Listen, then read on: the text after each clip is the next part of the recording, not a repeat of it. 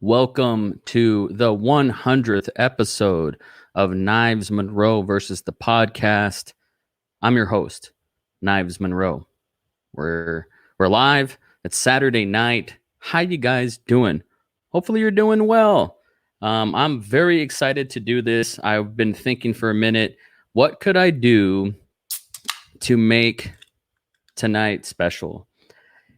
And back in the day when Facebook Live started, I would go into the Frugal Filmmaking group page and I would go live and I would kind of do these clinics for 90 minutes, an hour. And some of them you can find on YouTube, but I met a lot of cool people doing that. That's how I met friend of the show, Dave Knopp. And that's how I met a lot of fun internet friends who I've yet to meet IRL as well. And so it was really cool to do that. And I thought the best way to kind of commemorate my background, my roots, my history is to come on and do another one of those clinics. I'm not saying it's going to be the greatest thing ever, but it's going to happen. It's real, and I want you guys to be a part of it. So it's going to be fun. If you guys want to hop on, DM me, and I would love for you to join what's going on. Sorry, that was a weird thing. But yeah, just let me know what you guys want to do, and we'll get you on here too if that's kind of. Let's see. What's up, Marlon? It's good to see you, man. I'm happy you're here. This means the world. That means the world to me. So I'm live via StreamYard, and friend of the show, Brian Kern and Matt Musselwhite, kind of put this website on the map. I know it was probably Trent Knox's idea. Trent might join us later if he's got nothing better to do. It'd be cool if he is here. And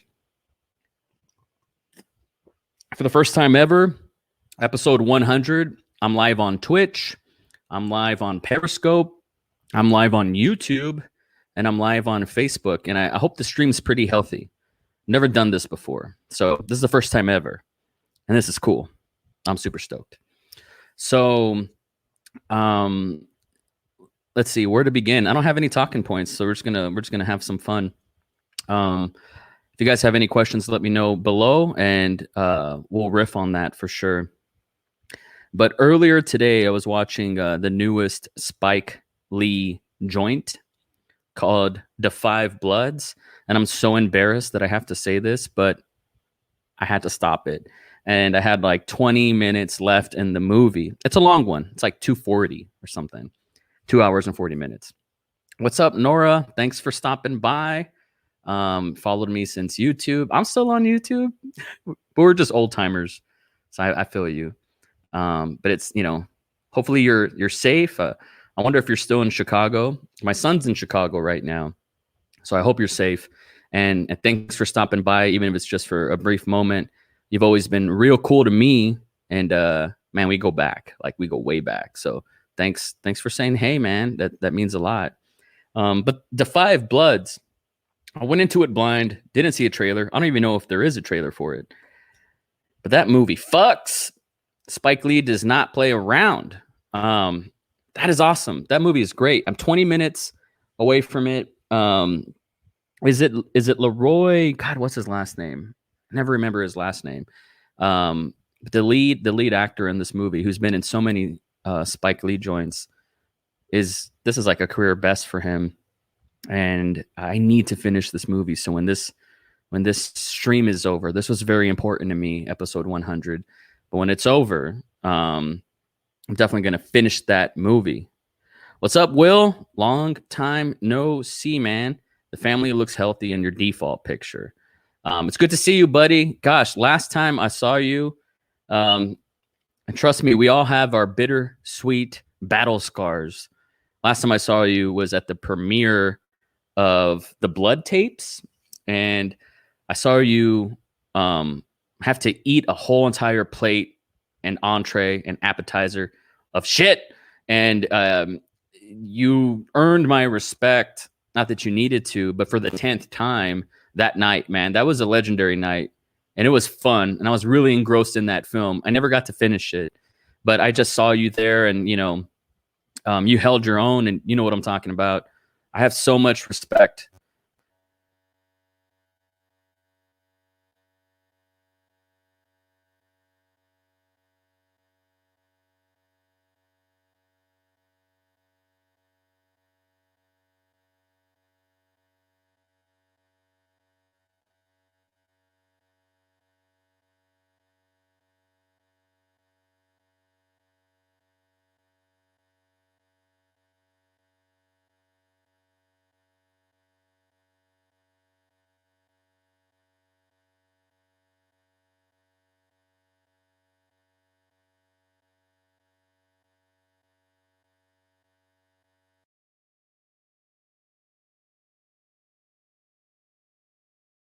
Yo, yo, yo. Okay. Sorry about that. I know what it is. It's Murphy's Law. Whatever can go wrong will go wrong. Will, just wanted to say, follow up on that. I have a lot of love for you, man. So thanks for coming on, and it means a lot. And never let the filmmaking spirit die. And I think you know exactly what I'm talking about. Marlon, favorite zombie film? I probably have to say, dude, Brent, what's up? Let me know if you want to come on live. Let me know. We'll make it happen. I'll send you a link and we'll make it work. It's good to see you, man. I love your tweets. More importantly, I love the tweets that you like, because then I get to see them and I'm like, oh, I get to look inside this guy's brain. Favorite zombie film? Shaun of the Dead. It's cliche. It's easy, but there's probably no greater Shaun of the Dead. There's no greater zombie movie. There's no greater there's no more emotional zombie movie than Shaun of the Dead. You know, spoiler alerts, but where Shaun has to shoot his own mother, most zombie films never really aspired to that. And I was one of those guys that had to walk out of Walking Dead. It was just too gnarly and torture porny for me, and that's not what zombie stuff is about. Not to me. Sean, thanks for the 100th, man. That means a lot. Truth be told, I should have hit this benchmark months ago, but Corona happened and I didn't want to talk. I just didn't think I was important and anybody cared what I had to say. I stopped listening to podcasts during that time in general, but here we are. It's June 13th and I'm happy to finally hit this benchmark. It's so cool. Brent, if you're still here, I love you. I love everything that you do. Thanks for your words, bro. It means a lot coming from you. Keep up the awesome work. Train to Busan. Oh, is that a zombie movie? Is that a zombie movie? I didn't know that. I don't believe you. As a matter of fact, I don't believe you, Pete. I don't believe you. That's from the Goofy movie. I know your name is Will. Okay. Let's see. Gonna finish the UFC fight and I'm down to come on. Cool. DM me on Facebook or Twitter or whatever, and I'll send you a link, and it'll be fun to have you on, man, even if it's just for a bit. But I'd appreciate that, and we can catch up, and that would be super badass. So do it. And I'll send you a link. Train to Busan. No, I haven't seen it. I've heard good things. I know people who say it's like their favorite movie, so it's got to be good. I just never knew if it was a zombie film. I didn't know that. I'm going to have to fact check that. I believe you, but I didn't know that. Cool. Got homeboy DMing me. Gonna check that out right now. Gonna check it out right now. If you guys want to come live and say what's up on the show, I would appreciate it. And just come say what's up. It means a lot. This is really cool, man. Live on Periscope, live on all the things. I've never done this before. Sending my boy Brent a link to the stream. This is badass. I could do this all day. I could do this all fucking day. Yeah, my sound went out. It has something to do with like my setup, you know? But it's back and we're good. It's craziness. So what have you guys been up to? I ain't trying to be bougie and like humble brag or anything, but Claire and I just came back from a couples massage. And I'm still a little like blissed out. I'm all zenned out from that. It was a good time. And so I feel a little relaxed. And it was like the perfect way to end this week, you know, because I've been off of work this week. And it's been fantastic.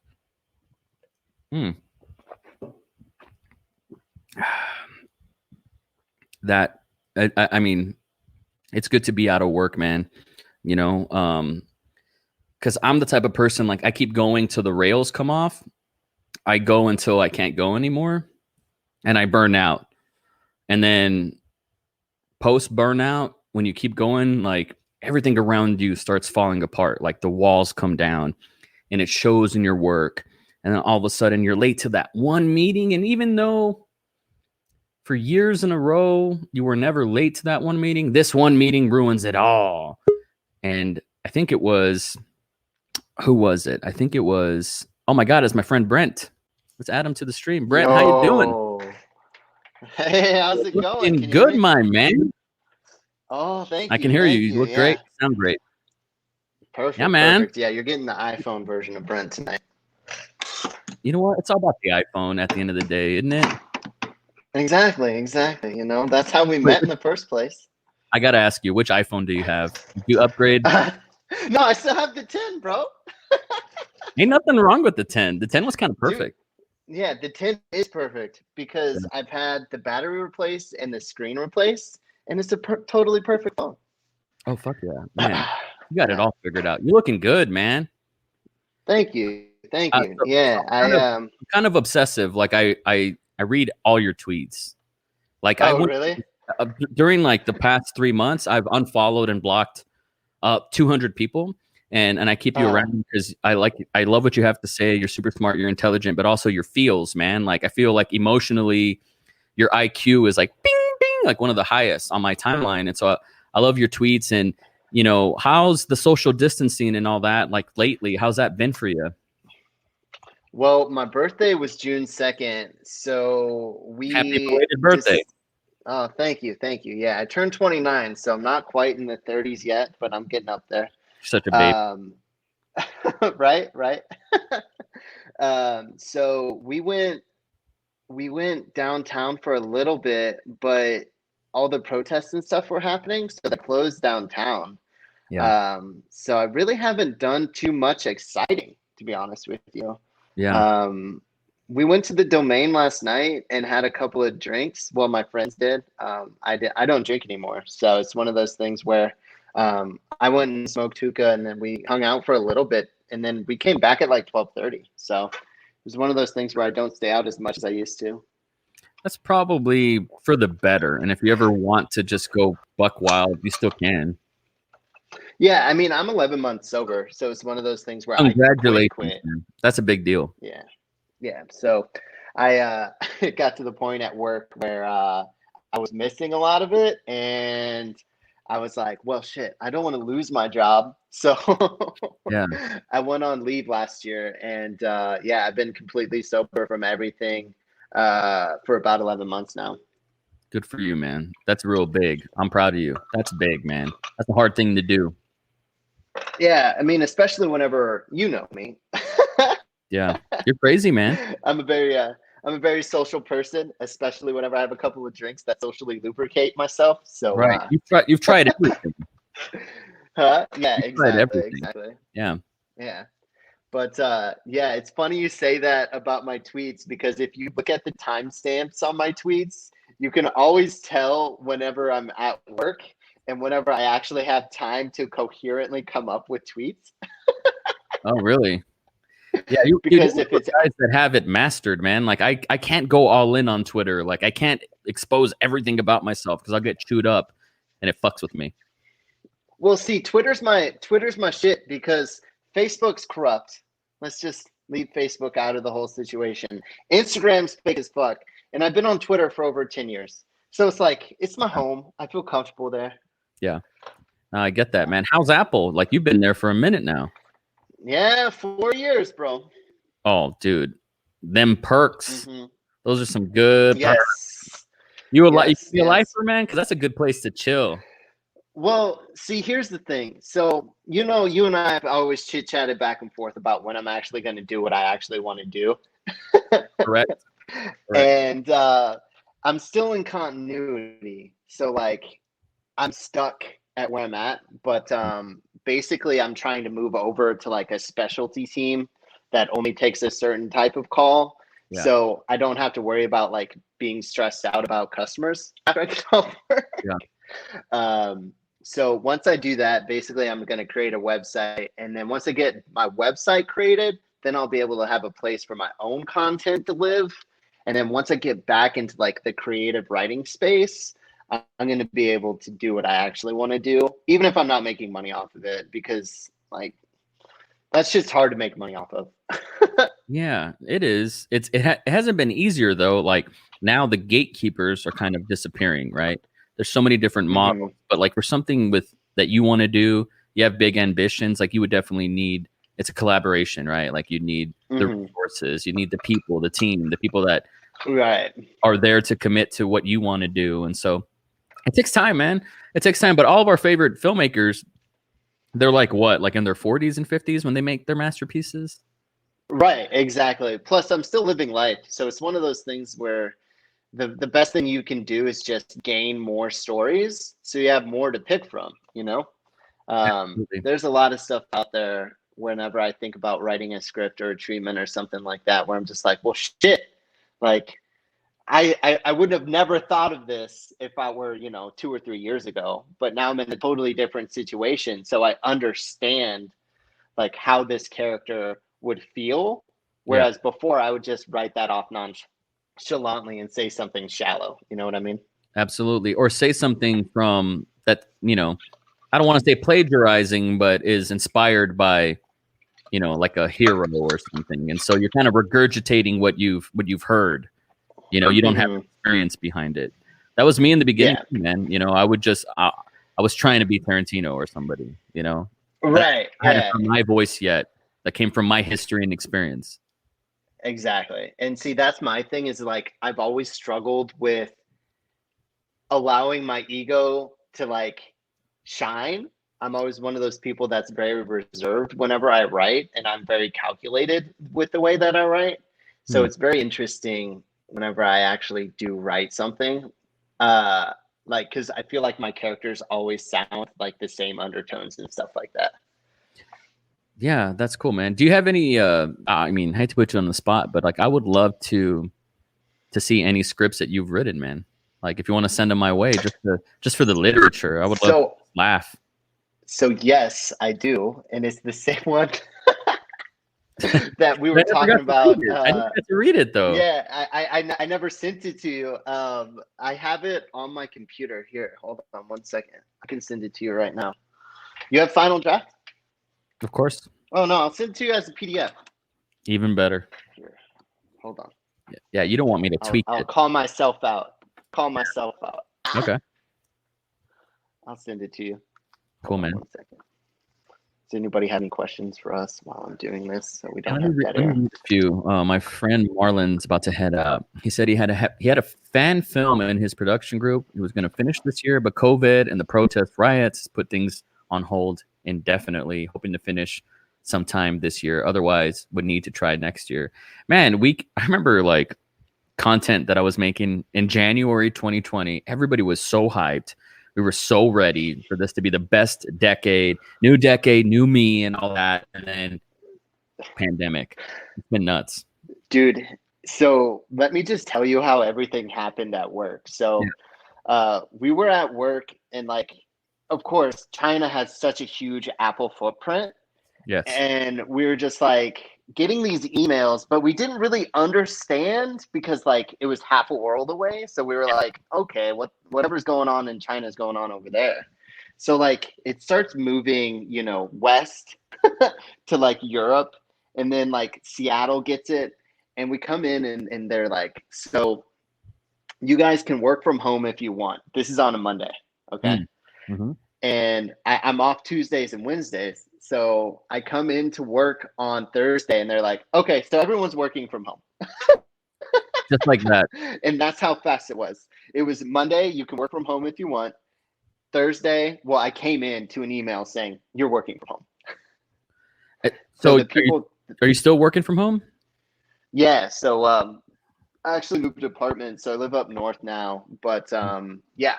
Mm-hmm. We are working remotely. Yes. That's crazy. Let's Do you see. dig it? I mean, do you prefer it? At first I hated it. But now I don't have to like get up.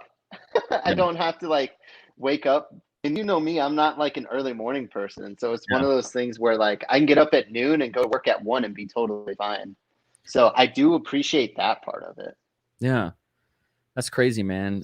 Same here. Everything I do is virtual, and I miss traveling and meeting people and like going on airplanes and just being around people, even if I'm not interacting. I'm ready to go back. Like, I wouldn't say I'm a social person or an extrovert. Maybe I am. I think I do charge my batteries with other people. I think I do. That does charge me up. But I I do like I haven't worn legit pants. Like I think tonight was the first time I wore legit pants in like 12 weeks. For real, for real. Yeah, I forced myself to, whenever we went out last night to get hookah, I forced myself to wear pants, and that was the first time I wore like pants Yeah, since I stopped going into work. I know. So same thing. It's weird. It's weird, man. I'm not a conspiracy theorist when it comes to all this. Like, I definitely don't believe it was 5G or some crazy shit. But Right, I do yeah. think like the people that now have to work from home, like they took something from us, man. Like I want things to be normal again. I really do. I miss it. I want live events. Yeah, That yeah, needs to and come that's why I'm back. watching UFC, man, because it's the only thing that's live. That's true. What's going I on right mean, now? like What's happening wrestling. tonight? It's just UFC Fight Night on ESPN Plus. So it's Okay. the main event right now. It's about to start. I just have it on mute because I didn't want to make you wait. So I was just like, I'll come on and say what's up to my homie. I I haven't seen appreciate it, you man. in years. I know it's been a long time. Geez, like if I had toughed it out, you know, I applied to try to get into Apple proper, and I had a buddy Mm-hmm. who was pretty much telling me like, if you apply, you'll get it, you know. And I kind of Mm-hmm. didn't believe her, and I got another job. My whole life went on a different trajectory, and it was like Right. That was the sales job, right? it was a sales job, and it was like eating shit. I mean, you've done sales. And Yeah. so it Yeah. is demoralizing. It is brutal. I was doing 120 cold calls a day. I was only there for 3 months and I got 2 deals. Like it was brutal, man. But Yeah. I just toughed it out with Apple. Like my whole life would have been different. It's a good gig, man. Well, see, my thing was before Apple, I had never had a steady paycheck. So I didn't know what not having to worry about bills looked like. Yep. And they never had to worry about like not being broke because before Apple, you knew that I was working at Lowe's and Apple for a month. So Oh, yeah, both jobs. that's right. So whenever I left Lowe's and I didn't get Apple the first job hire, I like cracked down. So the second time I got hired, and that was August of 2017. So Yeah. that was 3 years ago. Wow. So Fucking nuts. yeah. So I'm trying to send this to you, but it's not letting me send it to you. Can you send me your email address and I'll Yeah. DM me your email address and I'll send you an email. Yeah. Let's do that. Or I'm here. going to DM you. Hold on. Okay, perfect. This is the best. And I look forward to it. Perfect. People send me scripts still to this day, even though I'm not super active, I think, on social media. People still send me scripts. And I read them. And, I feel bad. Like a lot of it's shit. A lot of the time, Right. I will read one page and I know it's not going to work. And I'll tell them what they want to hear, which is like, no, that's great, man. This is great. Go make it, you know, because quite frankly, people aren't going to make it. And they just want the dopamine hit, congratulations. And I give it to them. Every now and then, I'll say like 1 out of 3 are really good, and I read the whole fucking thing, and I can't wait, man. So, it's just the first act. That's so badass. Don't worry about wasting too much time on it. No. I'm a speed reader, man. Hey, Brian, it's good. It's good. Okay. My friend Brian does podcasts too, and he's about to hit 100 this year, I think. And so it's been cool, man. This podcast gig is great. And then I felt like the economy and technology came to us podcasters because everybody's Zooming now and everybody's making it happen themselves. And it's good for us. Like we still have work, so to speak. Yeah, exactly. And that's the crazy thing. Since the whole world has kind of gone to this podcast economy, I don't think anytime I watch YouTube videos, it's either part of a podcast that they just kind of clipped out into its own segment, or it's a full podcast. Like I don't even watch 5 or 10 minute clips anymore on YouTube, and all I do is watch YouTube. Like that's my main media consumption platform. So who are like your top 5 like that come straight to your mind? I'm gonna eat this chocolate bar that I had saved. What are like your top 5 YouTubers that you have to consume? Who are your guys and girls? So Since I've been on a UFC kick, Joe Rogan does a weekly UFC podcast that's separate from like his Joe Rogan podcast. But I also watch pretty much at least 30 or 45 minutes of all of his that I find interesting. Your Mom's House is always really good. And then the one Christina P does by herself, like Yeah. Where the Mom's At. Oh yeah. That was also really funny. Oh yeah. I never paid attention to my bowel movements until I actually started watching that podcast. Are you like, She always says, are you a shit to shower guy? huh? Are you a shit to shower guy? So I was, and I didn't even know it. Same. I didn't even know it. Same here. Hey Rebecca, what's And up? Thanks for coming by, man. That means a lot. I really, really like Nikki Glazer. You Up with Nikki Glazer? I don't know if Yeah. you've ever watched her. I have. I didn't know she had a podcast, but I like her stand up. Yeah, so she has a daily show on Sirius XM. So it's not technically a podcast, but it's like an XM radio show. Yeah. So I really enjoyed that one a lot. You fell. Story of my life. It's all good. You look good, man. You look good. Thank you. Yeah, thank you. Yeah, But yeah, that's basically it. And then I watch a lot of sports stuff. Oh, there's a cockroach right here. I gotta kill it. Like it's looking at me. Kill it.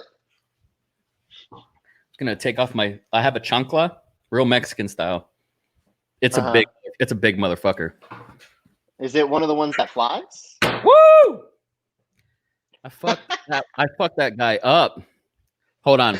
We're gonna make podcast history right here. Let's see how ratchet my shit is. R.I.P. R.I.P. Look at this bad boy. Oh. It's rack focus. We're gonna get rack focus right here. Look at this guy. Look at his guts. You can see his guts, man. Hold on. I gotta hit focus on this guy. I'm using a mirrorless camera. Look at his guts. Craziness, bro. Yep. Wonderful.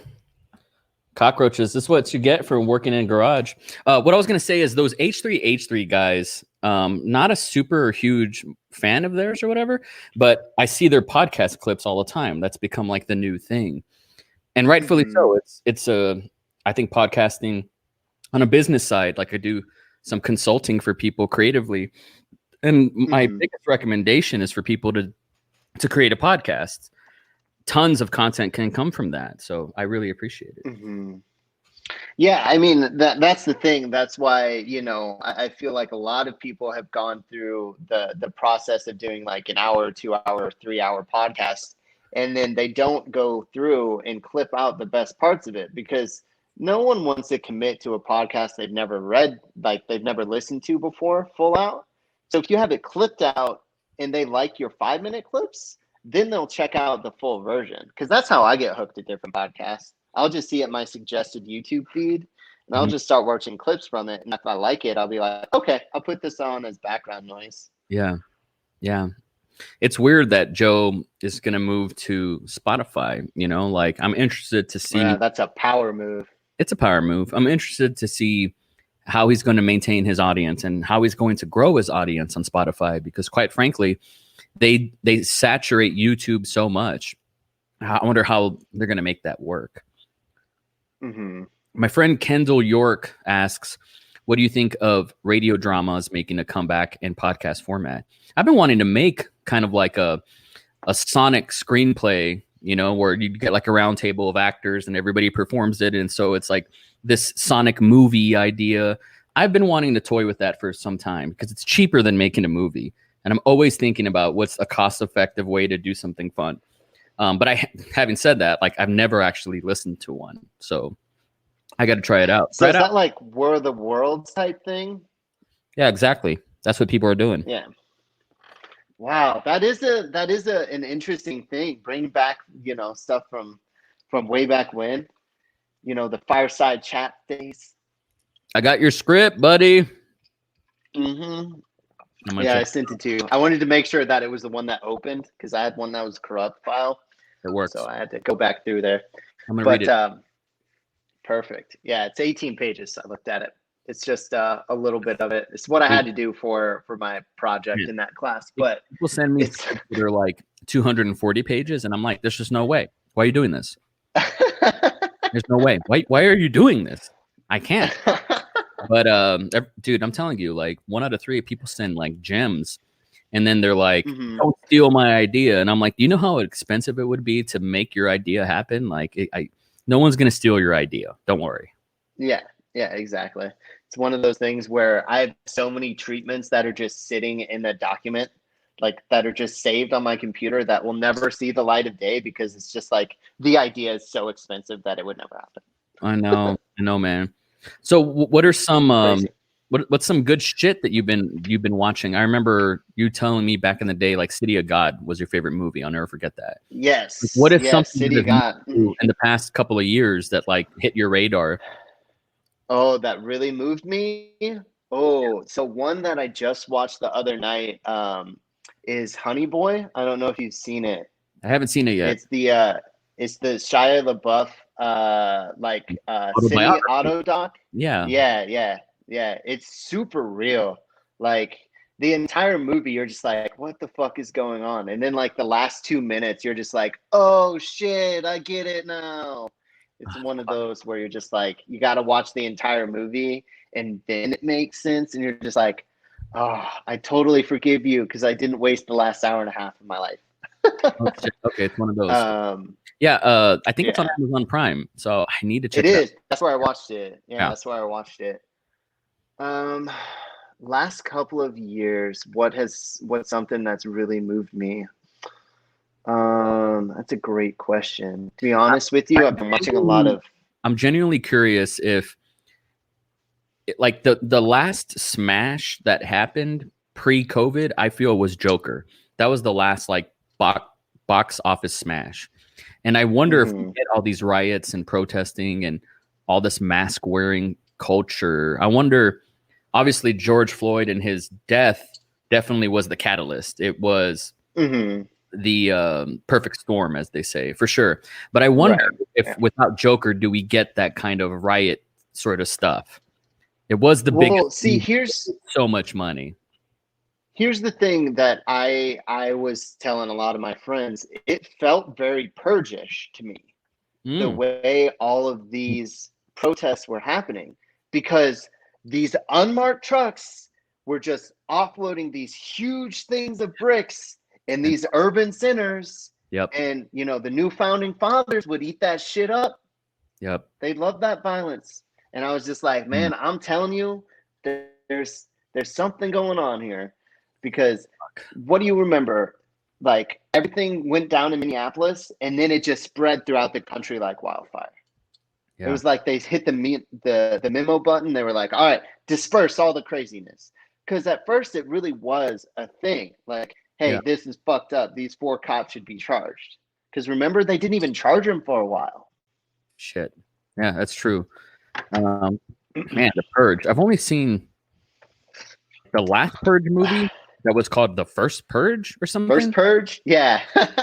And it had a sort of like, I don't want to say it had a Black Lives Matter theme, but it was like a black ensemble, I recall. Yes. So it's basically the first purge. It took place in the most like socioeconomically deprived area of New York City.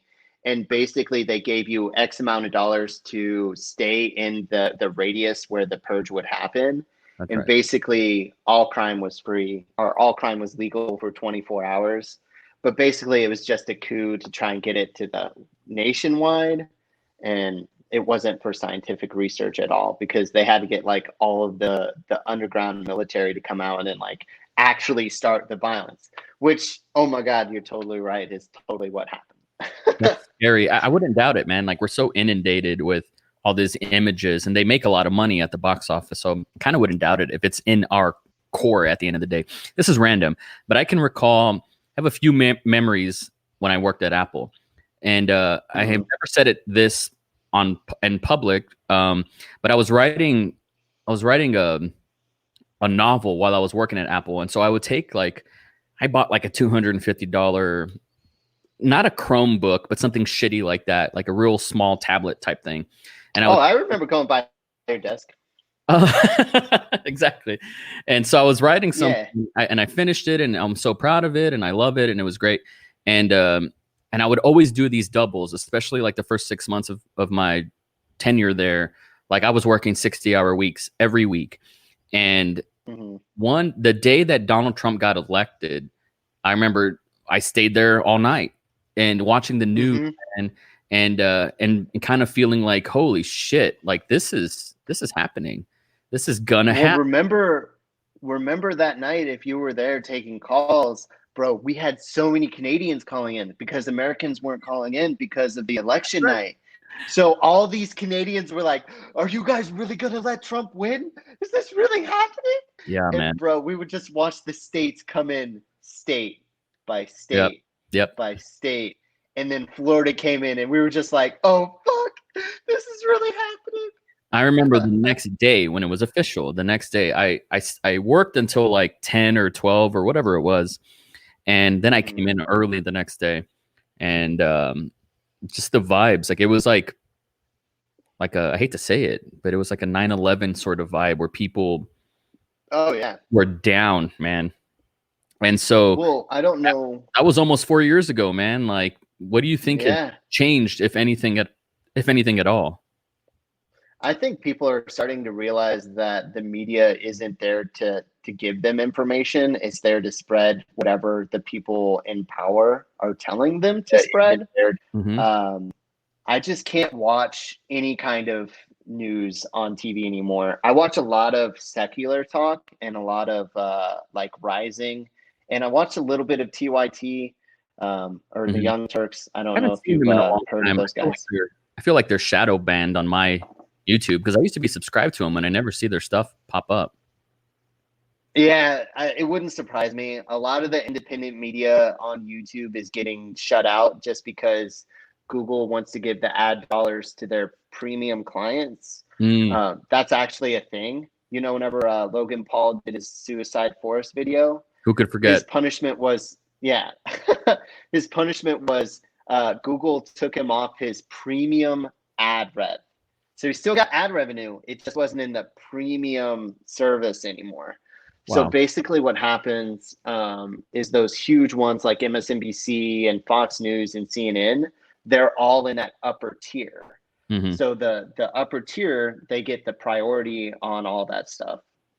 So all the independent media, like I don't know if you ever watch the Jimmy Dore show. No, I've heard He's a of it. comedian. Yeah, yeah. Yeah, so he's really good too. And I feel like all those guys are just kind of getting left out in the dark just because Mm-hmm. either shadow banned or whatever's going on. Yeah, it's nuts. But I put on like InfoWars the other day. Like I went to infowars.com and Alex Jones was mhm. live and he was being Alex Jones and I was like, this guy just is so extreme that they banned him from everything. It's insane, man. But he still has a very Dude, hardcore following. so you know he's from Austin, right? Of course, yeah. I drove past his Yeah. house once. Yeah. So you know the clip on Twitter where they threw the homeless guy's Yep. bed on the fire? That was InfoWars that caught that on camera. That was their footage. Wow. So Yeah. this is conspiratorial. I feel like somebody on his team definitely threw that bitch in the fire. Why else would a camera be right there? I know. Yeah. Yeah, You totally. know? I remember when that was happening, man, dude. I can recall just like 2 weeks ago, waking up Mm-hmm. and those now infamous photos of Minneapolis on fire. And I like have one. I have one on as my lock screen just because I never want to forget that moment in my life dude, because it's just like it's so powerful. it really is. There's And one with like like it's so iconic. I saw it. It was full screen newspaper when I was at HEB, mhm. and because who gets the newspaper? And it was the one where those the Arby's is on fire in the background. That's the picture, man. That's the fucking picture. See, I have the one where it's the huge big ass building That's that's on beautiful. fire and like That's a beautiful the photo. car in the parking lot's on fire. Yeah. And I'm just like, man, you couldn't make this shit up. Did you see the meme the other day where it's like 2020 historians are going to say which part of 2020 historians they are because so much shit's happened so far? I don't even know, man. Like just in my lifetime alone, like I remember 9/11. I remember Hmm. Y2K when I was 12 years old. I can recall 2012, like actually thinking where people thought that the world was going to end. Ebola a few times. Trump's election, which was a very dark day, especially being in a liberal town. And just this year alone, I don't even know where to start with this year. So people It forget crippled that me. Australia literally almost caught on fire the entire continent. Yeah, That was in January. That that's what was we this started. year. That's how we started, man. Like, what the fuck? It hurts. It It's hurts. been I'm exhausted. I'm exhausted, man. Like I feel desensitized. Not a lot of people want to admit it, but like it takes a lot to really shake me, man. You know? Well, see, my thing is like work hasn't been affected by me, and it was really hard because there's been a couple of times where I've just been like, I need a day to like get myself right Yeah. because even though the world is in flames, I have to act like nothing's wrong. And so like getting to that place where you're killing off those emotions to just do your job, that's a tough place to get to. Yeah. But I just tell myself not everyone's in the same situation that I'm in where they have a good paying job and that haven't been affected negatively.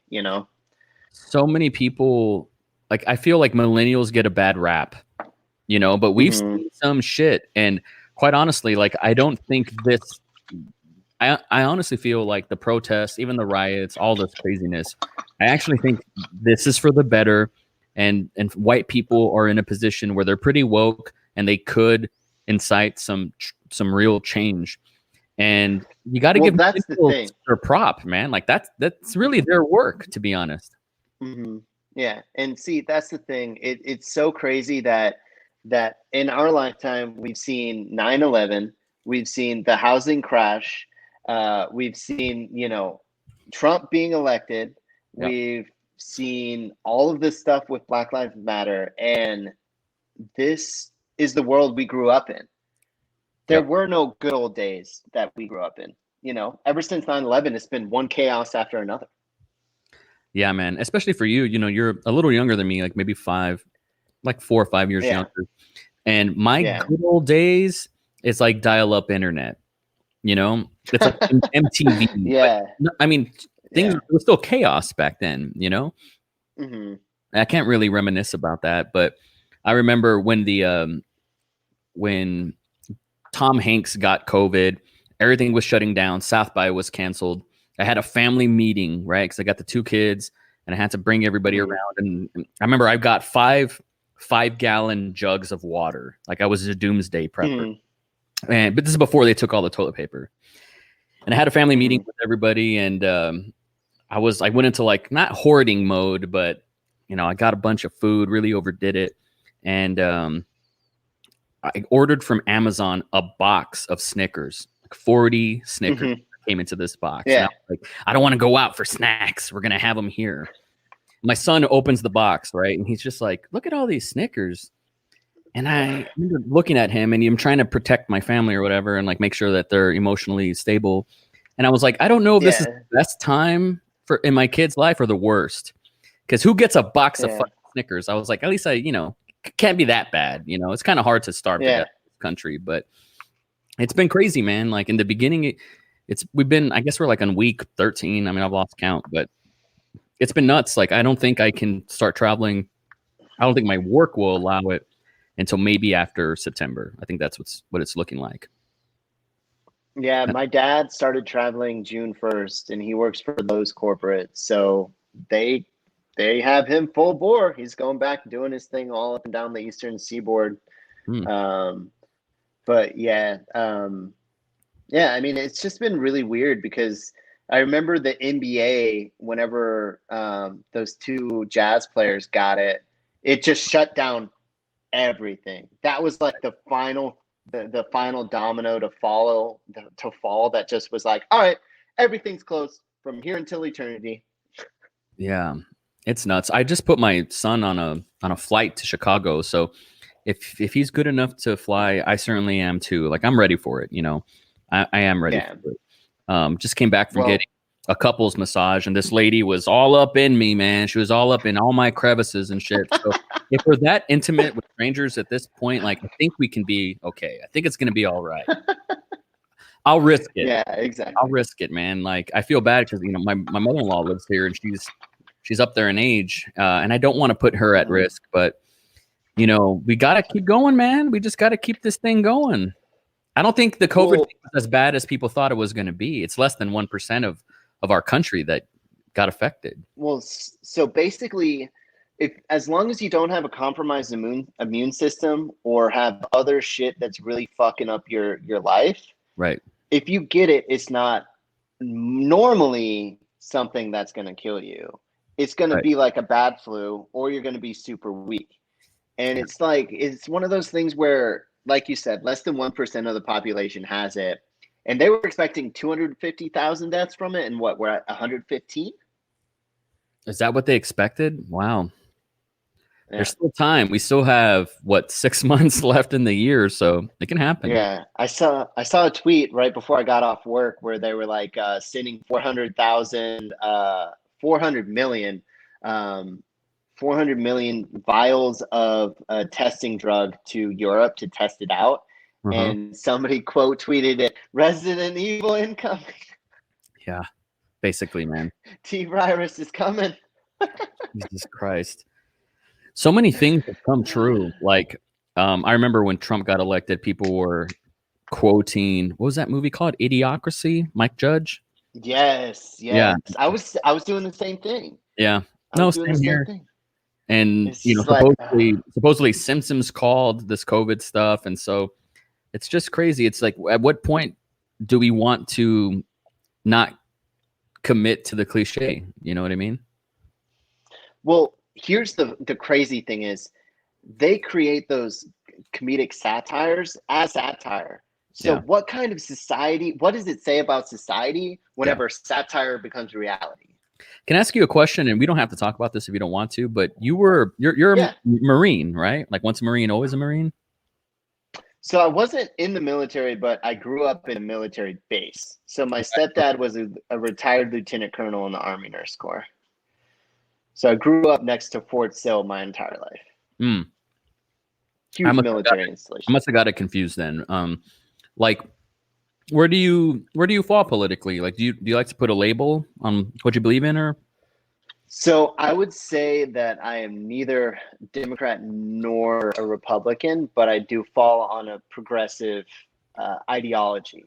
I think everybody deserves a fair shot, and I think everybody deserves to pay their fair share for what they make.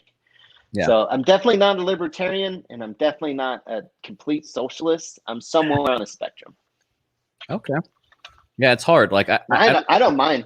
I don't mind talking politics. It's one of those things where I grew up in a very conservative state, I know you did.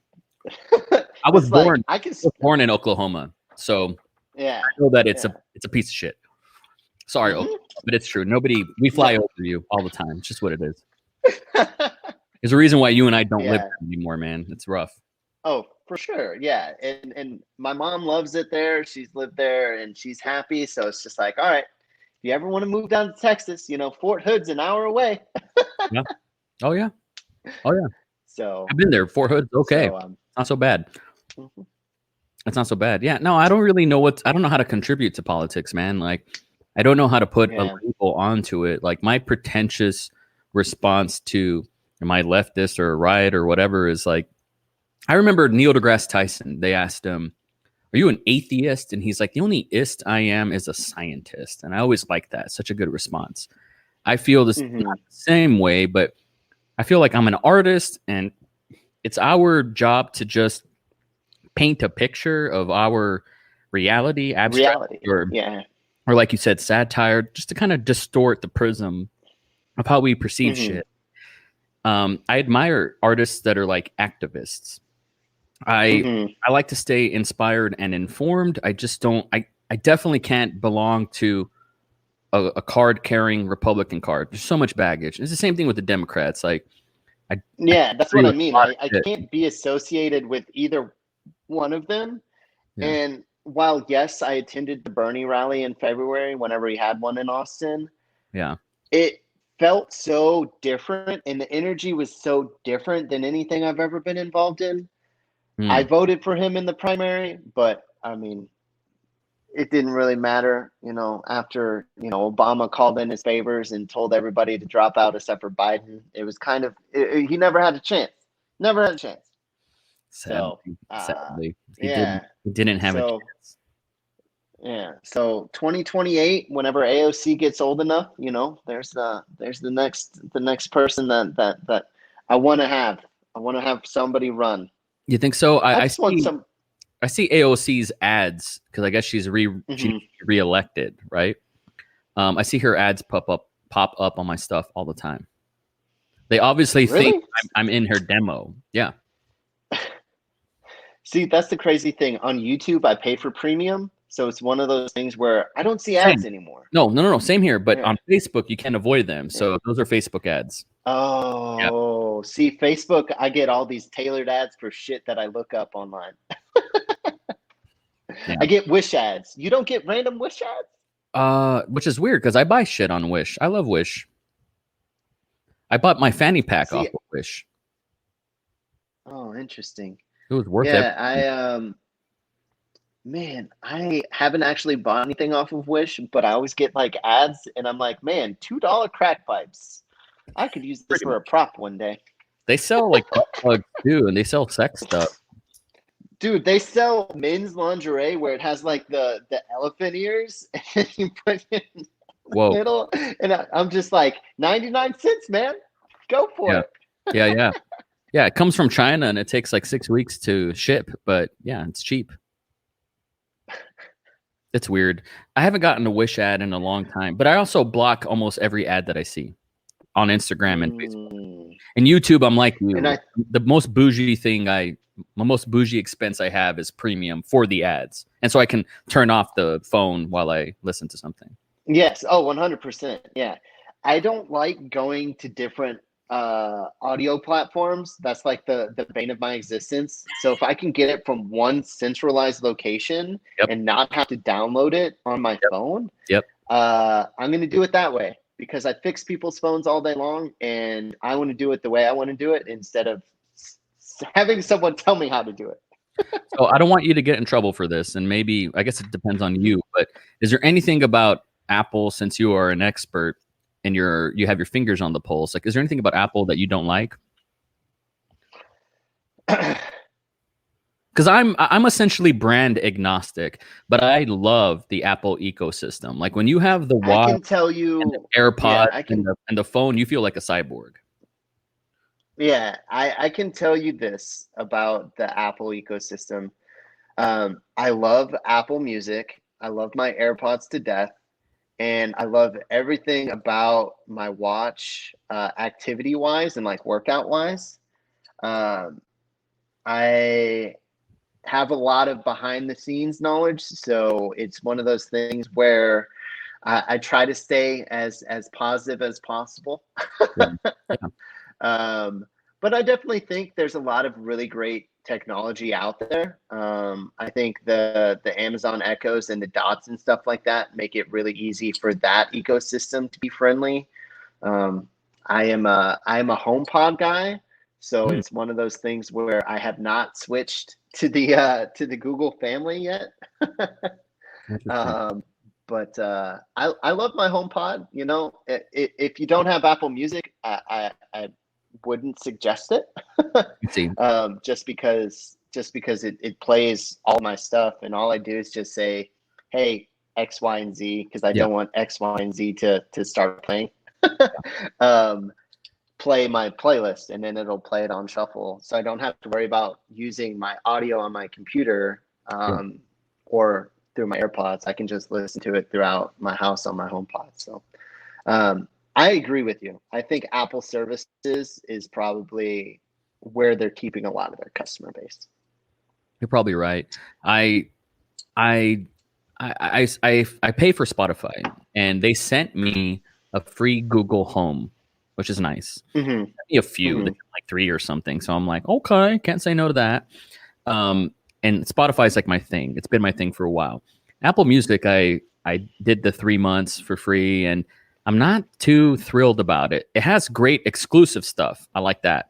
Like you can listen to Zane Lowe's, you can see the videos, like they're all there, and you can't find some of those on YouTube, and it's cool. I like that. But I don't know. Like I feel like they haven't fully optimized Apple Music or like the podcast app. Like there's a few apps that are pretty weak that should be the leading cutting edge of those like genres or sectors, and they're pretty Mm-hmm. like there's Apple's weird when it comes to that. Like I I wasn't super inundated with the Apple culture when Steve Jobs was alive. Their stock Yeah, me either. has never Yeah. been higher, so I think they're doing something right. But I wonder what the next thing is. Like I feel like they're like they're the leaders of phones, of the culture, arguably of the OS. I love their MacBook. I'm such a mark. I don't mean to be. I don't go out of my way. It just everything integrates. But I feel like they need sunglasses, or there's going to be some other thing that's going to be a new So thing that is normal for us. allegedly, and this is only things that I've seen on YouTube. So Apple, if you are watching me speak right now, Yeah, this is something I've seen on YouTube. yeah, of course. Everything Apple Pro is a really great Apple YouTuber. Mm, Allegedly, there might be Apple Glass in 2021 or 2022. It was supposed to be announced at WWDC this year, but because of COVID, they had to push allegedly it back. yeah, possibly. So, There's something about like Apple will be the culture that are the leaders in something slick looking like a spectacles or something. Like they will be the leader in that and make it cool to have an Apple bandana or something, some other cybernetic sort of attachment. They'll create it for sure. And I'm interested in the next thing because you know, if you follow like Marquise Brown, is that his name? Marquise Brownlee, something like that? yeah, Brownlee, yeah. Yeah, I feel like MKHB, yeah. he's the best. Everybody knows that, but Yeah. he has said that we're kind of like at peak smartphone, and I think I agree with that. You can't make it any smaller. You can't make it any better. And all we're doing now is just adding cameras. Like, Essentially. Yeah, it's done. Like hardware wise, the only thing left is making it wireless, completely wireless. That's all that's left. yeah. What's like the next what's the next cool thing? Like I'm kind of God, this sounds so smug and inconsiderate. What's the word I'm looking for? Like First world props. totally, but I'm kind of bored with technology. Like I remember when the internet first came on, it was inspiring, man. Like, and I think social media has done this. And I think social media a year ago I wouldn't have said this, but I do think it's a fad. I think we reached years ago peak social media, and everything has just been a smaller, more like less optioned sort of thing. Like we started off with an octopus, and now we have like this bipedal thing. And I think social media was better when it had 8 arms, you know. And so you take social media out of the equation, like what is even the internet? Like I miss the wild safari, no pun intended, that it used to be. It used to be a place where not only were you anonymous, but there was a sort of AOL chat rooms. I was a part of that. I fucked with that. Hell yeah. Yeah. Hell yeah. Yeah. So do you remember what your first AOL username was? This is so cringy, but I do. It was So do I. it was gosh, in the 90s, like 97, 98. And it was Albert I. Stein at AOL. Oh. Albert Einstein. I thought I was like wicked smart when I came up with that. That's what it was. It didn't even occur to me as a child that I could use my name. You know what I mean? Mm-hmm. Do you remember? Mine was still got a chisel at yahoo.com. Okay. Good one, man. And then my second one that I still have access to. This email address is like 20 years old. Holy Still have smokes. access to it. Is spoobutt@yahoo.com. I still have access to the email address. It's my dog's name spelled backwards and a phrase my dad and I talk to each other all the time. So it's just that backwards. Dude, Yahoo is And still a thing. I'm on Yahoo right now. Holy shit. Look at it. Look at it. Wow. It's still a thing. I had no idea. We still get calls from customers using sbcglobal.net. Oh my God. Of course you do. And earthlink.net. Earthlink. Yes. Man, I was going to say that one. That's you know. Fucking ancient, man. That's ancient. Yeah, and they still have POP accounts. POP accounts. Holy shit. I'm getting PTSD, man. It's nuts. Bro, it's nuts. I've taken so many calls at this point where it's just like, you're never going to really surprise me anymore. It's just like, okay, I'm going to let you talk, and then I'm going to fix your stuff, and then I'm going to let you go. You know, Apple, when, of course, I was doing account security in the very beginning, but that was one of the best jobs I ever had. It was the best building to ever walk into. The culture, the people were great. Like I would take walks around the facility, the campus on my breaks, just to kind of get the going. There's a nap room. Like that was the shit. I loved that job. It was super, super difficult to not stay there, man. I did it just because for a new lease on life type of thing. Like I'm very holistic in that way. But if I was thinking about job security, which probably I should have, I would have stayed there. But I miss it sometimes. I miss my routine. I miss my commute. I would either ride the bike or I'd walk. And because I lived nearby, and it was like an 8-mile round trip. I mean, for me, that was fun. And I miss it, dude. Like I do sometimes. Like I wish I could walk into a campus right now and do what I do. That'd be fun.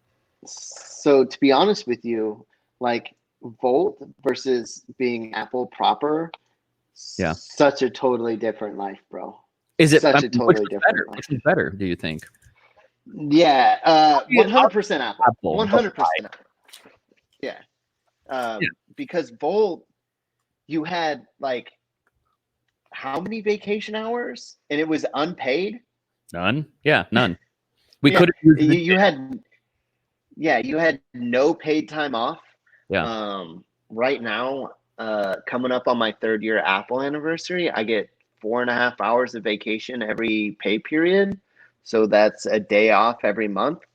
And I can accrue that all the way up to like 250 hours.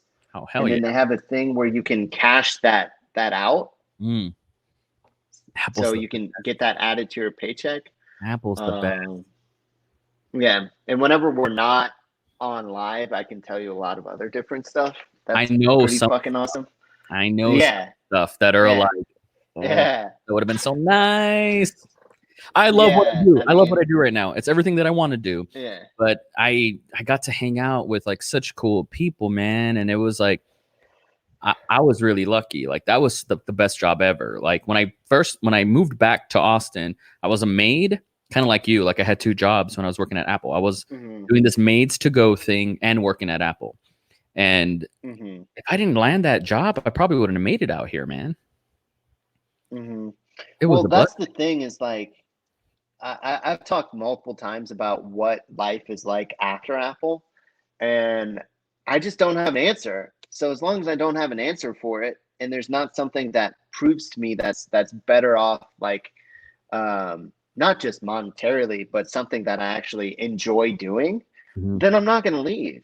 You know, it's one of those things where there's a few of us that are left. You remember Kimberly? No. Short Mexican girl? No, I don't remember her, unfortunately. Oh, okay. I remember this dude. I can't recall his name. It was like Luis or something. I feel so bad. But he was Hispanic. He was a cool guy. He was in our training class. And then I think he got signed on. Or maybe he left before I did. I can't recall. But he was awesome. I don't really remember too many people, man. Was he on my team? I think he was on your side and I was on the other side, yeah. Yeah. So Eric, I think, is the guy we were talking about. Yeah, Eric. I thought he was cool. Like he cared. He really cared. So he's cool. Yeah. He's cool. Yeah. So He's a cool guy. there are things that Eric did that were not the best things to do, given the tools that we had access to. Okay.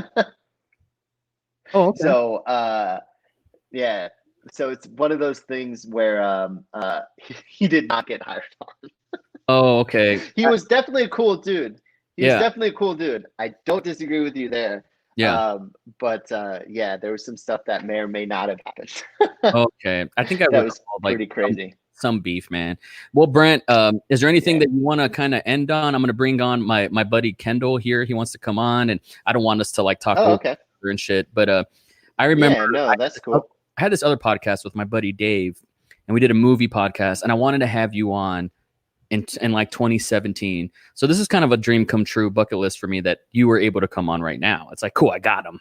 You know, so this Yeah, this yeah. means a lot to me, And man. if you want to do a movie proper Yes, I do. discussion, I'm do. down. I'm down. I'm We'll off make it happen. Tuesdays and Wednesdays. So just hit me up on Twitter and you can Write read that down. those 18 pages I sent you. I am. Let me write that down. Tuesdays and Wednesdays, because I'll forget. Yeah. Yeah. Man, So where can people find you on the internet? So it's at Bradlebees on both Instagram and on Twitter. I hardly ever post on Facebook, but it's just Brent Stenstrom on Facebook. Yeah, man. Instagram and Twitter is where I'm normally at. Knives likes a lot of my stuff, so you might see a retweet on there. But yeah, it's Bradlebees. So that's at Bradlebees. That's BRADLEBEES. Bradlebees. I love you, man. I hope you didn't miss your UFC fight. I'm sorry if you did. It was boring. It went the distance. They didn't even knock each other out. Boring. That sounds boring. Awesome, man. Well, thanks for coming on. UFC 251 is going to be dope. 3 title fights on the same card. That's okay. That's real quick, let me ask you: do you think Conor's retired for good? No, it's a money ploy. What He a wanted to fucker. fight 3 times this year.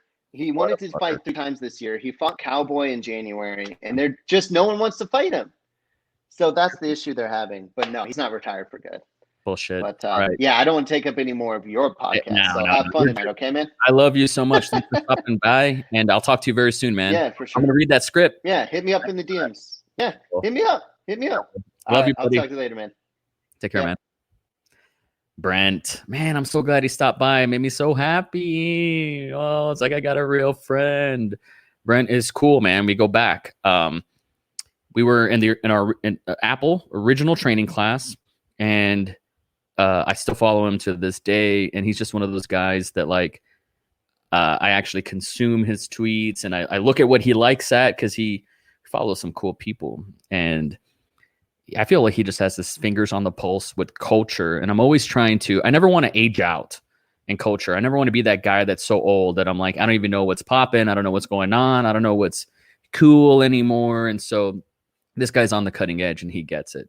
So in a bit, my buddy Kendall York, and I think you're going to hear some breaking news. He's coming up in a bit. And I'm very glad. He has been on the podcast before, and he was one of my favorite guests. So be on the lookout for Kendall. He's coming in a bit. Episode 100, man. This is so cool. I'm never one of those people that was like, I never thought I'd make it this far. I kind of did. I actually kind of did. So I'm grateful to even be here. And here's to fucking 1,000. I look forward to 1,000. So thank you guys so much for listening. You can listen to this podcast on Spotify, SoundCloud. There's a playlist on YouTube. We're live right now on Twitch, Periscope, Facebook, YouTube. This is fucking awesome. And without further ado, I'm bringing in my buddy right now in 3, 2, 1. Kendall, how you doing, man? Pretty good, man. How about yourself? Oh, you're looking good. You sound good too. Oh, thanks, man. Yeah, shout out to Brent for he's saying here's to the next 100. Really, really cool. I'm so grateful he was able to come on. Thanks for reaching out to me. How was work, man? You just come back from work? Yeah, right before your podcast started. Nice. Yeah, that's great, man. Well, thanks for stopping by. for Do you want to tell the people what we're working on? Congrats, you can if you want. I'll be more than you're way more articulate than I am. I'm just a spaz. I just go blah. So Kendall was the writer, director, editor, cinematographer, you name it, producer of the feature film Bad Fans. And it's inspired by Kevin Smith's Clerks.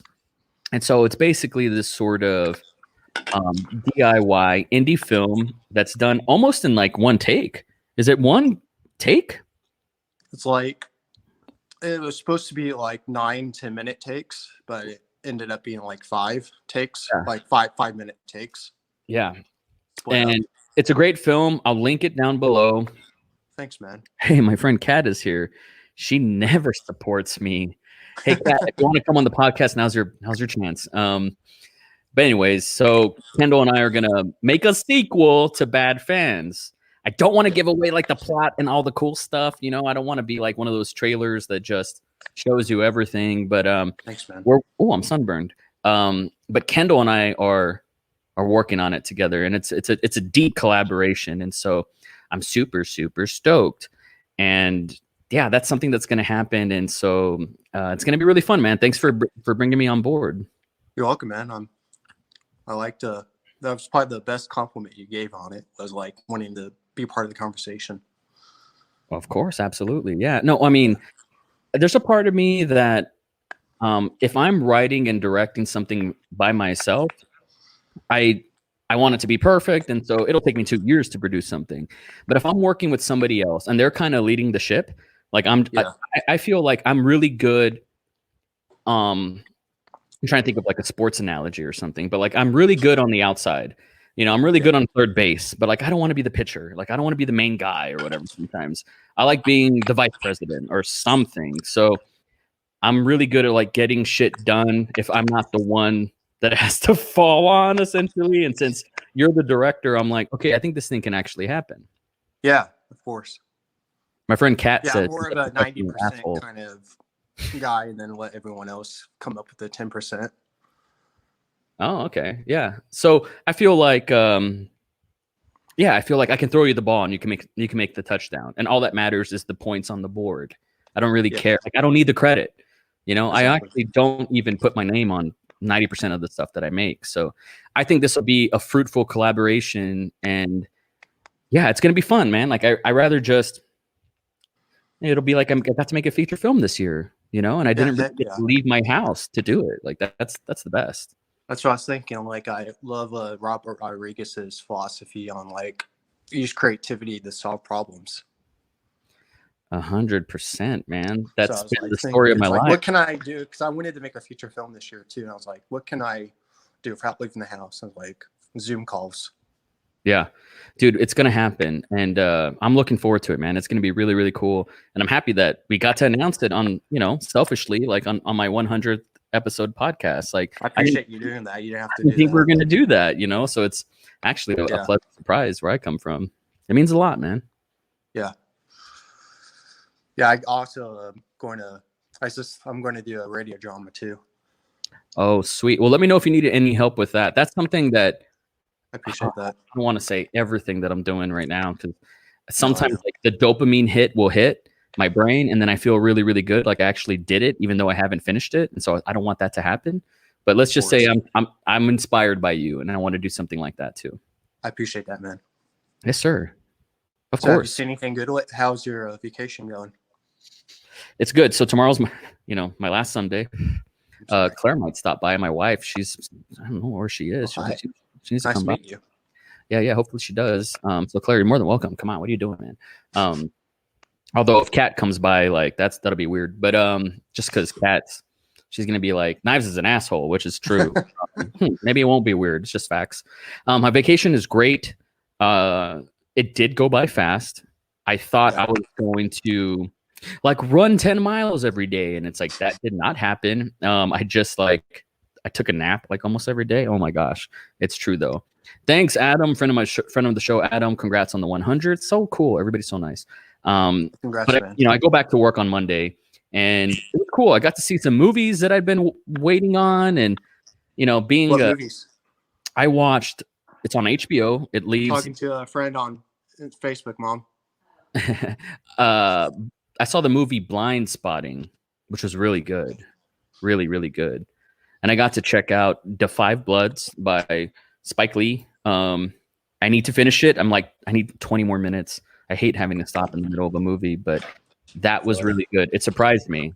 Super deep, and it made me think. But that's a good one, man. What about you? What's the last thing that you saw that wowed you? The Before trilogy. Oh, I wish I could wipe my mind and watch that movie again for the first time. Yeah, of course. I introduced my mom to him, and like we watched all three of them in one sitting. Really? Yeah. And did it like had you and you never seen it before? I saw the first one, and then I introduced my mom to it, and then she wanted to watch all three of them in the same night. Well, I mean, the first two are kind of short, so I think you can. Really? I've done that before. I've watched them all in one night before, and it's Yeah. fun, man.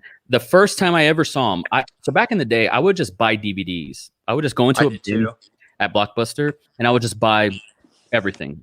And so one Yeah. day, I bought randomly Before Sunset, which is the second one. I Yeah. bought Before Sunset, put it on, watched it, and was like, "That's really good." But I feel like that's a sequel to something. They would cut to the first movie, and I was like, "Man, they Yeah. make them look so young." And this is before the internet, so I had to find out that was a sequel. And then I went back and I rented the first one, and I was like, "Damn it!" So that's happened to me a few times where I see the sequel first, and then I got to go back and watch the original. But so that it's weird, and because of that, I think that shaped me loving Before Sunset the most. The second one's probably my favorite. Yeah. What about you? I like all three of them. Probably the first one the most because it's kind of like they're young and innocent, you know? Yeah. I want to say 2021 next year would be another 8 or 9 years that have gone by where they would They make. talked about it. You think they're going to do it? Yeah, they want to. I heard. What would they call it? I don't know. I need to know. I've heard stuff like after or like. I heard it's going to be epilogue or whatever. I'm interested, man. I would watch it. I love those actors, and Julie Depley, like I love her in anything. Richard Linklater, who's an Austin guy from around here. Yeah, I saw you met him. I did. I look back on it. I was probably a douchebag about it. Like I interrupted his conversation. He was just too nice to tell me to fuck myself, and I was tripping on mushrooms at the time, and I have no regrets. I had to shake his hand. I had to. I met Greg Sestero once. Why does his name sound familiar? From The Room, the writer of The Disaster Artist. That's what it is. Yeah, man, that's nuts, dude. He was doing a Q&A at one of his movies, and I didn't get to make it. Like I got off of work, and then I asked him if I can go. I asked the people at the entrance. It was at the Alamo, and I was like, "Hey, can I say hi to Greg Sestero real quick? Is he still here?" And they said, "Yeah, I can go on back." He was super cool and nice. He was like one of the nicest people I ever met. But it was like, "Hey, what do you think of the movie?" I was like, I just felt bad. I told him the truth. Like, honestly, I didn't get a chance to see it. I just wanted to meet you and get your autograph. I had a copy of the Disaster Artist audiobook, and he signed it and took a selfie with me. What a cool guy. That's awesome. He seems like the type that would like take a moment to look you in the eyes and talk to you. And he did for a second. And the worst part was my phone was full of memory on photos. So he was so nice and got to wait patiently to like for me to erase some stuff so I can take a picture with him. Wow, that's cool, man. That's really cool. I hate when that shit happens. I'm too scared to ask anybody for a picture. Like I couldn't do it. I've met some cool people. I was probably shaking the whole time. I was probably so awkward and douchebaggy, but he's really cool about it. Speaking of douchebaggy, my friend Kat's about to come on, man. Kendall, is there any? I want to have her on, and I don't want to be able to talk over each other. No, it's all good, man. But is there anything that you would like to direct people to follow you, to support you? How can they support the cause? So it's Instagram, Kendall York. Yeah, Kendall York. That's where he's at, man. Check him out. Kendall, I love you, man. Thank you for stopping by. And let's follow up because we need to put some stuff on paper and get some shit rolling. Heck yeah. All right. I love you, man. Thanks for stopping by. Love you too. You're welcome. Take care, buddy. I'm too blessed with Kendall, man. He's one of the coolest guy and fortunate enough that he supports what I do. I don't know why, but we're gonna shift gears here. Hey, Kat, how you doing, man? It's good to hear me. I can hear you. Cool. It took me 100 episodes to get you on. So is that what I got to do? You know, it was really just a fluke. I was just scrolling and I saw you were live and I was like, oh, hey, I'll just check this out. Really wasn't on purpose or anything, but I'm happy to be here for number 100. Yeah, man. Hey, thank you for gracing me with your presence. You're welcome. How you been, man? You feeling good? You feeling okay from the last time we talked? Because this is a weird existential time. Like a lot of crazy shit has happened since the last time we talked. Yeah, I don't know. I'm feeling different. I bounce from one issue to the next. The current one is I'm feeling a little too normal, and I'm wondering if it's a problem. Like, for example, I'm living this new city I'm living in is really nice, you know, and it's really Where you at right now? Hoboken. I'm living in Hoboken, New Jersey. Oh, and it's nice. It's very nice. It's like a square mile city, so it's very contained and it's like a neighborhood really, and it's got, you know, it's been a lot of history and everything, so the buildings are beautiful and they're old, but it's like everyone here looks like they got plucked out of a J.C. Penney catalog.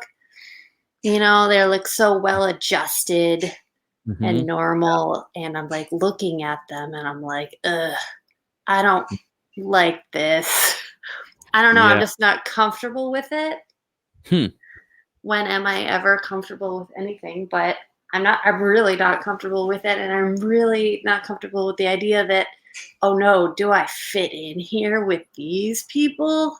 With these well-adjusted, non-mental issue having regular, normal people? No, can't be. Dear God, please don't let it be like this. Like, this can't be the end for me. Like, I have so much more life to live. Like, so that's my current. Oh my gosh. Well, thank you for being honest. I mean, dude, it's not the end. Jesus Christ, you're not at the epilogue of your life, Kat. I mean, maybe. You're just getting started. I mean, maybe. Yeah, it's true. You could die. You never know. That's true. No, you're right. Can't assume, man. I don't want to assume. No, you're right. You're right. I mean, dude, you still have long ways to go, man. I don't know. I'm ready to die now. I'm like 32. Did you and boyfriend move to Hoboken? Yeah, we moved here from Jersey City. That's probably better. Like, it's way better. It's got to be like healthier too, like maybe more spacious and shit. Well, you know, our apartment's way better for sure, and the city is way better for sure. So it's almost like everything's too nice, and I'm ready for like the problem to show up. But there currently isn't a problem really at all, because I got a job, he's got a job.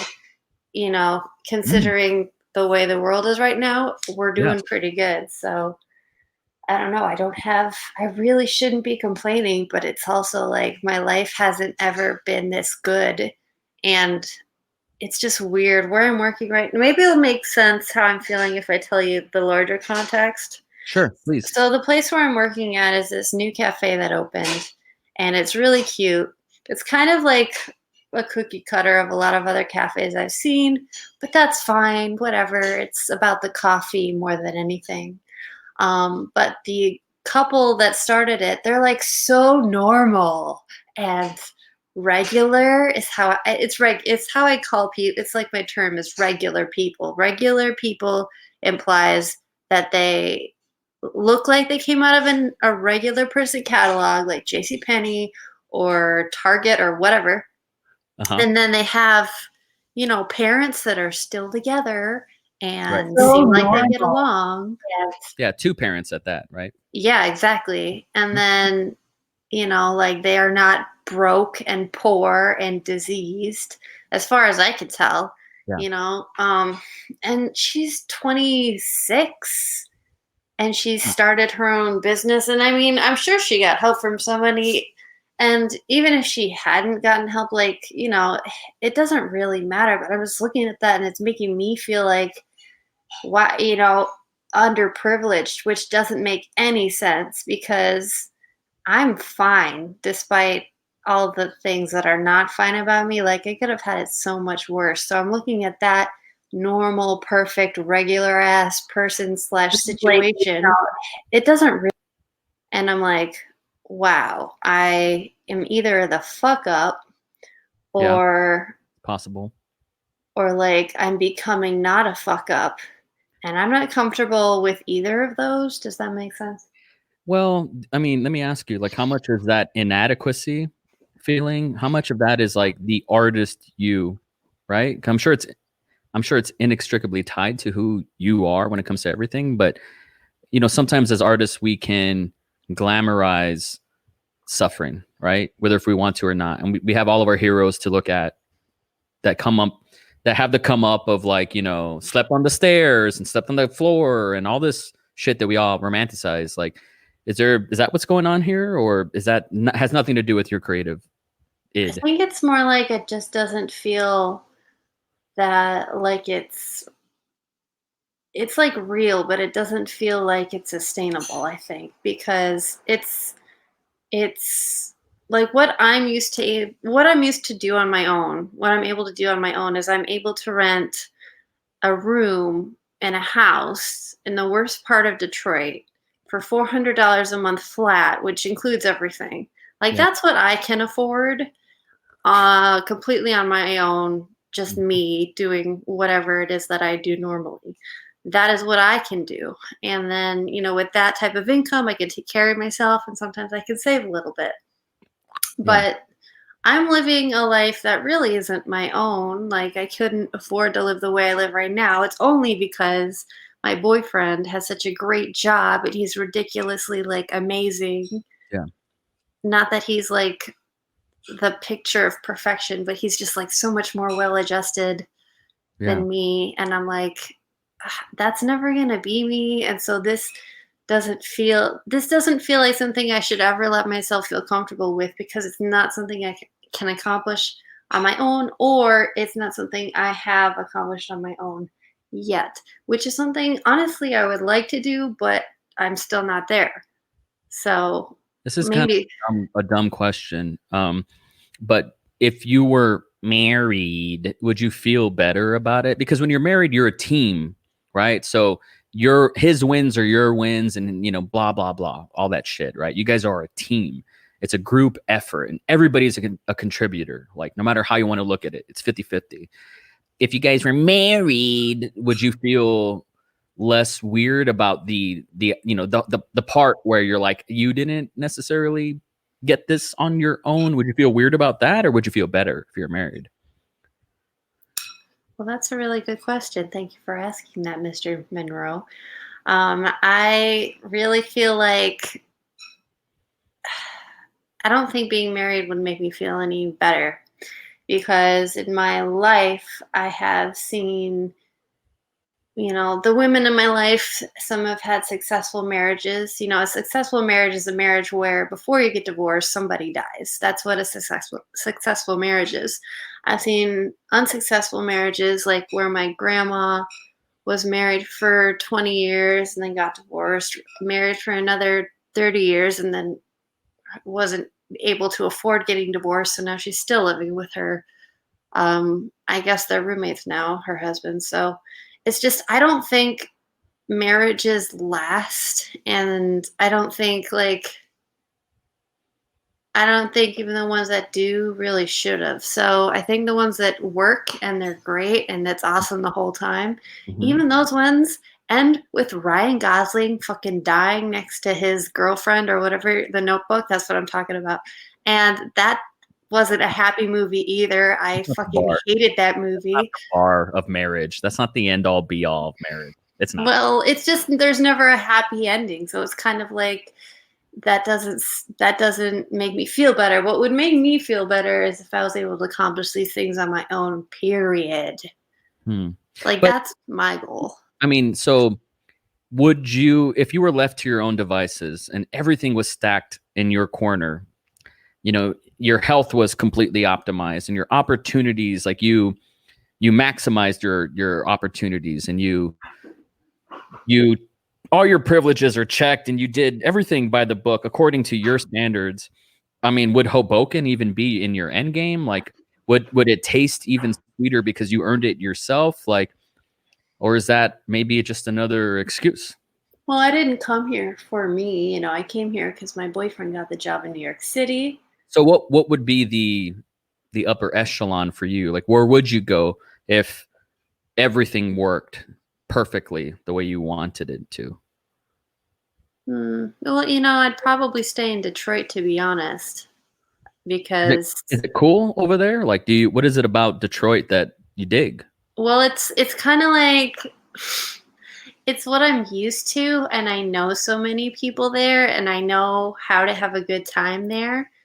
I mean, I can't really say, oh, I'd have a better time in San Francisco or LA. It's like literally, I feel like having a good time and enjoying your life entirely depends on who you're spending that time with. It's not as much about where you are, it's about who you're with. So most of the people that I like and know are in Detroit. So that's probably where I'd be. And I'm sorry if I don't remember, because we've talked a lot off mic, but I don't know your entire abbreviated bio. But are you from Detroit originally, or did you grow up there, or did you migrate there, or like did you go to elementary, middle school, and high school there? So my family's been in the Detroit area for about 4 generations. They used to live in Hamtramck, which is literally like it's Detroit. It's in the middle of Detroit. Detroit's a weird place because there's Detroit, and then there's a couple small cities inside of Detroit, but it's Detroit. So anyway, my family, they were in Hamtramck, and then the riots happened in the 60s, and all the white people left, including my family.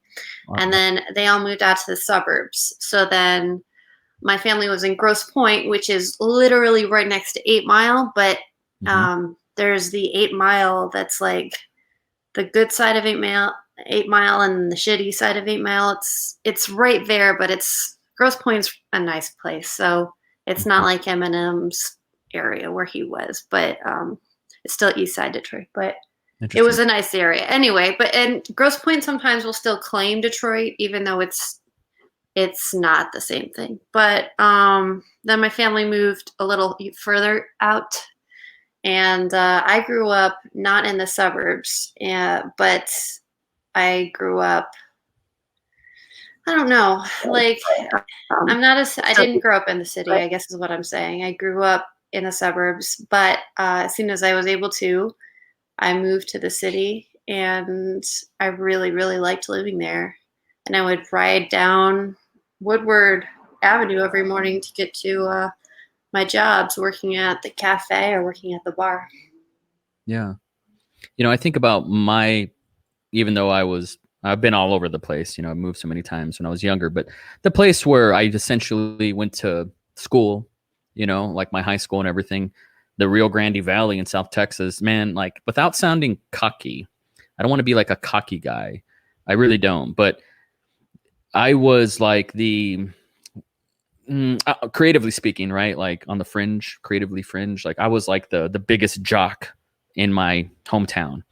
Like I had all the accolades, I did everything, and I was a big fish in a small pond. And I could go back and I know where everything is, and I know where all the cool people are, and I know where all the hot spots are. And I could go back and like it would really crowdsource my self-esteem as an adult. But I was one of those, like I saw this YouTube video essay. I didn't watch it. I saw the headline where it was like, why do all these emo, I think it was mall punk or something like that. Why do all these mall punk bands like Blink-182 and so on, why do they all talk about leaving their hometown? Like, why is that such a trope? And I'm like, that's true. Like I was one of those guys. I couldn't wait to get out. Like, and so, but if I went back, I would be greeted with open arms. I could probably build something there as like a locker room leader type of filmmaker guy. But in a way, it's kind of too easy for me. It's too easy. Like and I don't want to sound condescending because I know there's people from my hometown that listen to this, family and friends and whatever, who I don't want to seem like holier than thou, but there's like a towny aspect to living there, and people die there and they meet their high school sweethearts there and so on, that it's just not for me. Like I almost wanted to go fail someplace else. And I did. I came to Austin, still don't have any friends. I've been here for on again, off again, 6-7 years or some shit. and I still don't have like my crew, right? Like my crew's down there in Donna, Texas.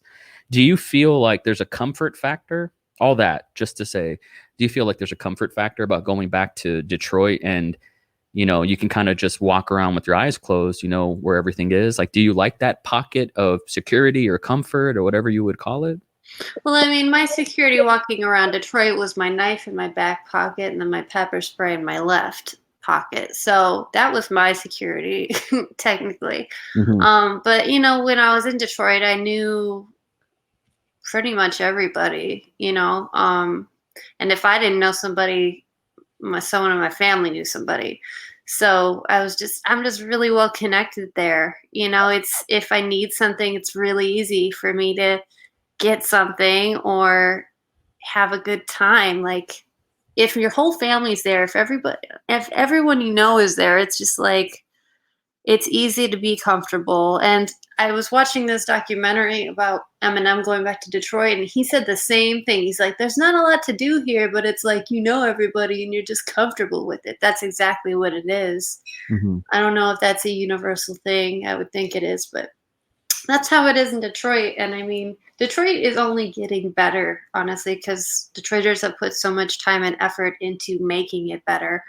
So it's totally different than what it used to be 10 years ago. It's an actual downtown area now where people who don't live in Detroit or live in the Detroit area could come and actually, you know, be tourists, I guess, and have fun. Yeah. Man. Well, I mean, I want that for you, you know, as a friend, as an admirer, as a fan. I like to think I'm your number one fan, top 3 maybe. I'd probably be the president of your fan club. It's neither here or there. I mean, that's up to you. A cosign would be nice. Anyways, but I do want you to have that crystallized vision of yourself. Like I want you to be fully realized and happy and productive and inspired and informed and everything that you want, so the world can get more of you, you know, wherever. Well, thank you. But I think what your point was more about, it was a little bit more like connection/friendships. And what I've experienced not being in Michigan or Detroit anymore is, you know, the same thing that you mentioned, is just that whole isolation issue. And when you're a creative person, having a team around you and just people to bounce off of and work with, that's really important. That's really motivating to be able to see that, because when you see other people doing things, you're like, oh shit, I need to be on my shit too. I need to be doing things, you know. And I haven't really, you know, I've only been here about a year. And I've done everything, you know, I got myself involved a little bit, so I know a few people here, but it's definitely, I don't feel like when I was living in Iowa, I had a creative community. And that's just because my boyfriend grew up in that area. So he was really connected. Exactly. So it was super easy to find someone to do something with, have an idea. Let's make this, fucking do it right now. It's not just me and maybe one other person trying to do something. It was like, you had a large group of people that are all down to do stuff. And I'm sure that's here somewhere. I just haven't found it yet. Yeah. You know, if you had, and I'm speaking for myself as well, because I feel, I mean, you're pushing buttons in me. Like I can relate to this as well. I moved to Austin, a big city, for the opportunities. You know, I wanted to fail at a place that could possibly yield more return for the work that I was putting in. And, you know, and it worked, but I just don't have, you know, it's like in the movie Into the Wild, like happiness is only real when shared, right? Yeah. Killer Mike talks about, instead of what's the word, gentrification, right? And like the gems of a community, of a Harlem, of a whatever, leave, right? And they go be successful, and they turn their back on their hometown. He talks about re-gentrification, right? Going back and making it better.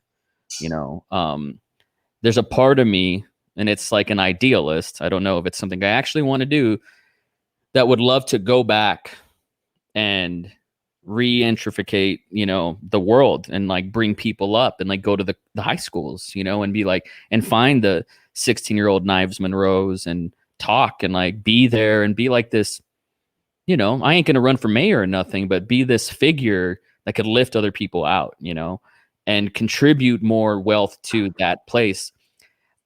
You know, that my hometown, here's the thing, they don't give a fuck. They don't want it.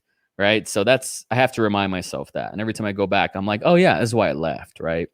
I don't know if you saw this thing. It was trending, but it was back in my hometown where somebody was fighting these protesters with a chainsaw. Did that pop up on your radar? Yeah, I heard about that. In my hometown. Like I saw a picture of it. From my hometown. You know, that's where it didn't surprise me, you know.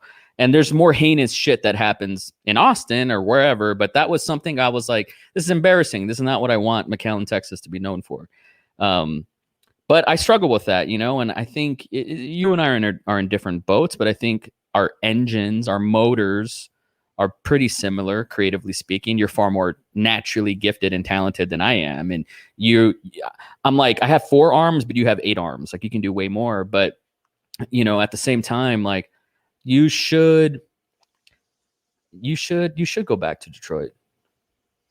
Well, I'm kind of stuck here. You can go back anywhere. You can do anything. I could, and you know, maybe I should, but right now I'm here, and I don't know. Maybe I won't be here much longer. I don't know. Like it's just kind of like I'm trying to just go with the flow. That's kind of how I am, I guess. Did that work out?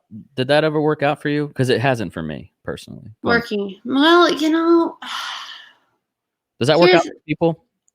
I think that the universe has a flow to it, and you can choose to go against that flow, or you can ride it and see where it takes you. And my mom, when I was a kid, my mom always used to tell me, like, you need to go with the flow. You need to relax because shit's going to happen whether you want it to or not. And I was like, okay. And she literally beat that into my head. You need to go with the flow. Yeah. She beat that? She beat it? She beat you? Not like not literally. Not literally. No. You're on wax, Pat, so you got to be careful what you say. No, my mother, she was a demon. No, my mom spanked me once and felt so bad about it. And then that's the most physical punishment. And then my dad poked me hard once and my mom freaked out at him. So no, my parents were not physically abusive. That was not an issue for me. But it was, I guess the better way to say that was one of her many mantras that she brainwashed me with. Oh, did it work? Thank you. That's pretty good. I made the salad too. Hey, sorry, that's my boyfriend. Hey, I'll have some later. The whole thing, it doesn't go the whole thing. Okay. You eat whatever you eat. He's a cool guy. Yeah, he's nice. He's really like sitting on by TV with the whole bowl of salad. Okay. Yeah. All right, thanks. So, now I'm thinking about salad. Yeah. She beat it into my head, not literally, because I was a fucked up kid. So, and my mom is like a normal person. Mm-hmm. So sometimes I feel bad because I'm like, my mother, she probably had no idea what to do with me because she's so normal. You're an only child? Yeah. Interesting. Yeah. Well, I guess I have a half sister, but like, she's like one of those Oprah situations where maybe when I'm like 50, we'll reunite and it'll be like a thing, but I don't even know. What? Why wait? I tried to find her and I couldn't find her. Interesting. She changed her name or something. I love my half sister to death. She's my sister's sister. I love her so much. And we could have been estranged and never connected, but I'm glad we are. So, you know, why wait? Well, I looked her name up the way that I know it, but I'm pretty sure she changed her name and I have no idea what it was changed to.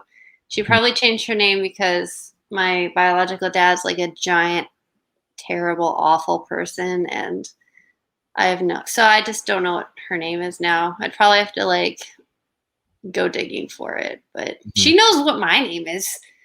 She knows I exist. You know, we hung out twice. Mm-hmm. I'm pretty sure she'd remember if she thought about it. It's not a big deal. I don't know. Okay. I'm not that, I don't know. I'm just not, that's not really on my to-do list. Fair enough, man. You made it this far. I don't know. Like if maybe one day, who knows? Yeah, you never know. Man, do you have like a, I remember being like 23 and I hadn't made a feature film yet. And I was like, I'm dying. I'm old. My ovaries are just dust, you know? Oh, I really felt like the clock was ticking. Like the Beatles had done so much before they were 30. And I was like, I'm 24. I don't want to be this aspiring filmmaker. And I finally did it. And I look back and I was like, I was a fucking punk. I was a kid, you know? And I'm 32 now. And I still feel like a baby. Like I you know. dude, really? Wow. I really do. Like, you know, I think when you're 50, shit starts popping. I really do believe that. Wow, that's nice. Yeah. No, I do. And That's nice. it's true, especially when I look at the people's whose art is like ages like fine wine, or people who really have something to say. They're usually a little older. And I think we glorify youth and we love young blood and we fetishize youth, you know. And anyways, so maybe I'm just trying to justify my age. But having said that, do you have that sort of sense of like doom of like, I got to do something while I'm alive? I'm still young. The clock is ticking, because, you know, you're never going to be this young ever again, right? Like YOLO, as the kids say. Like, don't you feel like you should check all the boxes of all the stuff that you want to do before you clock out? Well, I had my like age identity crisis early at like the age of 10. You know, I was like, oh shit, I'm in the double digits. I'm never going to be a single digit again. So I got that whole like ball rolling really early. Wow. And then, you know, I got to the age of 30 and I was like, you know, a lot of people never make it this far. I've probably lived honestly about 5 different lives to this point. And, you know, and then my health issues happened with my type 1 diabetes. And I was like, you know what, if I die, it's okay, because I've honestly lived. When you die, you will die. Well, I meant like at that time, if I died when I was 30 and I was hospitalized for ketoacidosis, yeah. If I had died then, I would have, you know, and this is the conversation I had in my head. I was like, if I die, it's okay, because honestly, I've lived a really, really full life. Yeah. Even though I'm only 30, I feel like I've actually done a lot of different things. So that's real talk. Yeah, that's deep, man. That's just how I felt. And I was like, so it's okay if I die. Like, it's okay. Because I could, you know, I was like, I was right on the edge there for a minute. You live 70 more years, which is super likely. Well, yeah. I mean, my grandma's she's 97, so she's 3 years away from 100. So my chances are pretty good, even with the diabetes. You're still a baby. You see what I'm saying? I guess, but I mean, I have gray hairs popping out of my head. Cure diabetes in the next 10 years. Yeah, that's what they always say. Gonna create a microchip or something. Just watch. Well, here's hoping. Knock on wood. I don't really feel young, but I know young is really just relative. Sure. Yeah. So, and I've always kind of felt old anyway. I don't know. I've never felt young and fun. I've always just kind of been trying to enjoy life. And that hasn't really feeling like you're trying to enjoy life doesn't really give you the whole I'm youthful feeling. I feel like youth is kind of like this like freelance ambivalence to existence, and I've just never had that. Damn, that's a bar. Yeah, freelance. Damn, that's deep, man. I wish I had your outlook on life. It's kind of more fatalist than where I come from, even though I'm super cognizant of my death and everybody I love around me's death, which is frightening. Why wouldn't it be? But I do appreciate your outlook on things, you know. I think it's very mature. It's very mature. In a time where people live in their little bubble and say a lot of dumb shit. You say some stuff that's pretty deep. And it makes me sad. It's like an episode of Rick and Morty. Well, thanks. Gee. Yeah, my pleasure. You're welcome for my service. Yeah. I don't know. I guess I've always kind of like been Daria, but for sure. Not on purpose. Oh yeah, sure. Yeah, I always kind of wondered why I had this like kind of depressive, fatalist, I guess nihilistic kind of way about me. Um, and maybe it's because I got beat as a baby, but I don't know. Yeah. Maybe it's just because of the depression. But maybe that's because I got beat as a baby. I don't know. Did you get beat as a baby? Oh yeah. Hey, did I mention I got beat as a baby? For That's real? what, For real?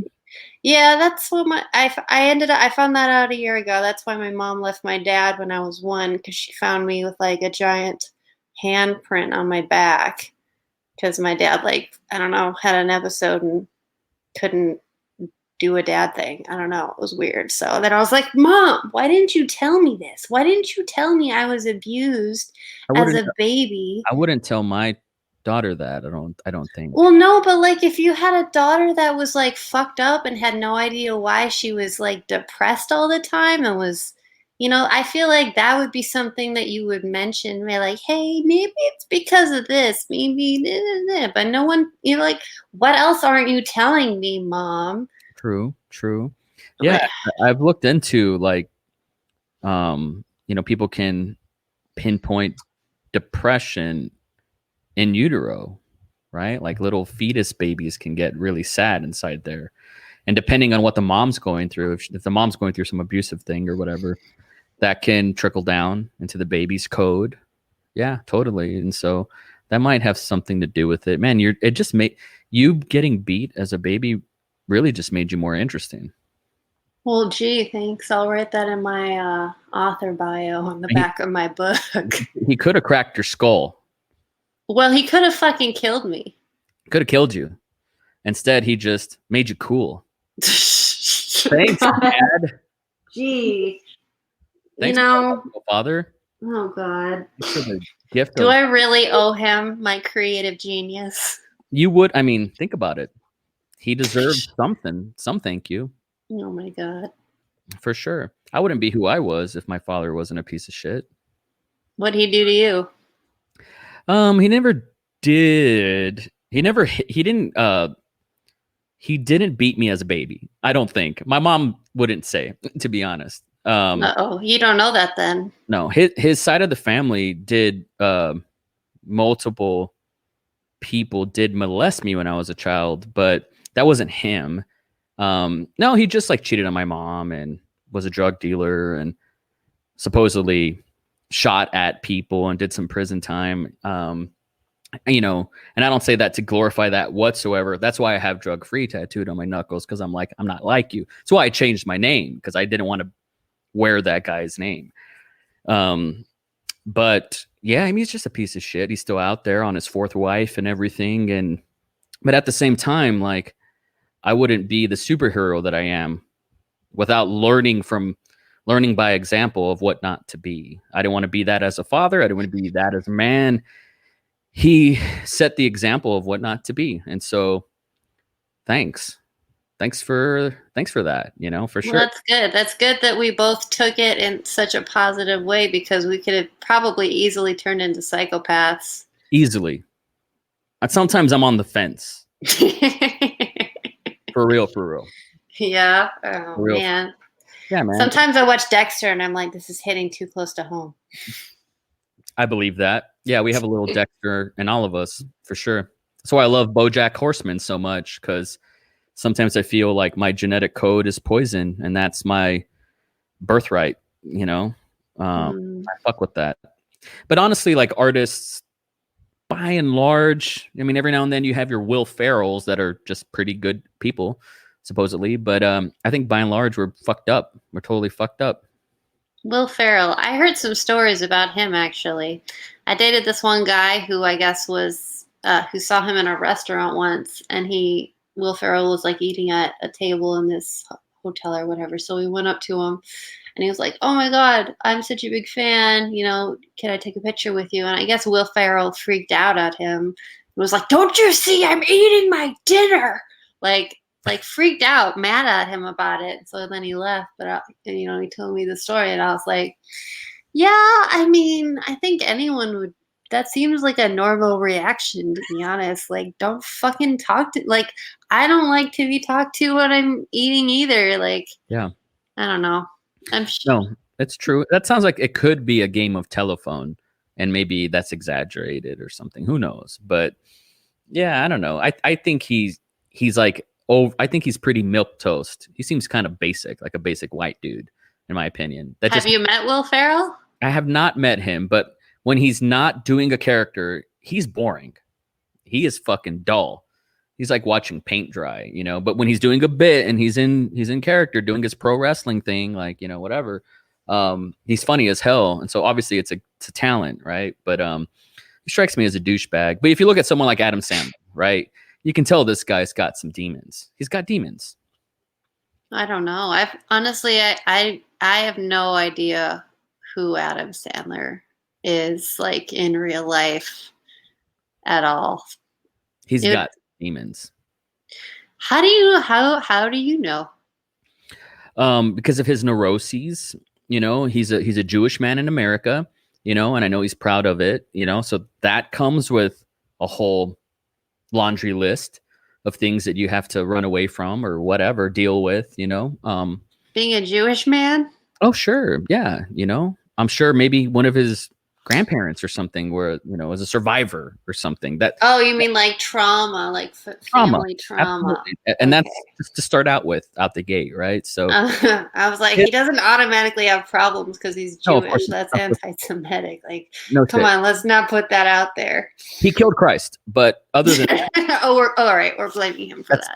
I'm just saying he's a Christ killer, and no facetious joke. That's fair. Yeah, I'm really off of that. So if sorry, you have to cancel her. So it's just how that goes. But my religion's all about how you killed my God. So no, leave the New Testament out of this, please. Jesus is my God. You know that, Kat. I used to be Captain Atheist for a long time, for a very long time, and I found Jesus, and I feel pretty good. I found Jesus, but I only use it to guilt, berate, and demonize other people. Right. As one should. And that was a joke. Oh, okay. I couldn't tell. Because, I mean, you were beat as a baby, dude, and I thought that was a joke, and it wasn't. And no, that was not a joke. I have nightmares from that. And I'm really sorry that happened to you. Unforgivable. Well, you know, I'm sorry, too, because I remember it vividly. You know this, and you've heard it from every man who's ever virtue signaled to you, but he's a piece of shit. He's a piece of shit. That guy's a fucker. He's a piece of shit, for sure. I couldn't imagine that. Anytime, and it comes up, I don't know why, but like I block people when I see someone post anything with animal abuse or child abuse. Like people post stuff or like murder. I'm not really into seeing someone's head being blown off with a shotgun. And I block people. God. I'm not into seeing people burned alive. It's not for me. But when I see like infant like abuse, man, I black out.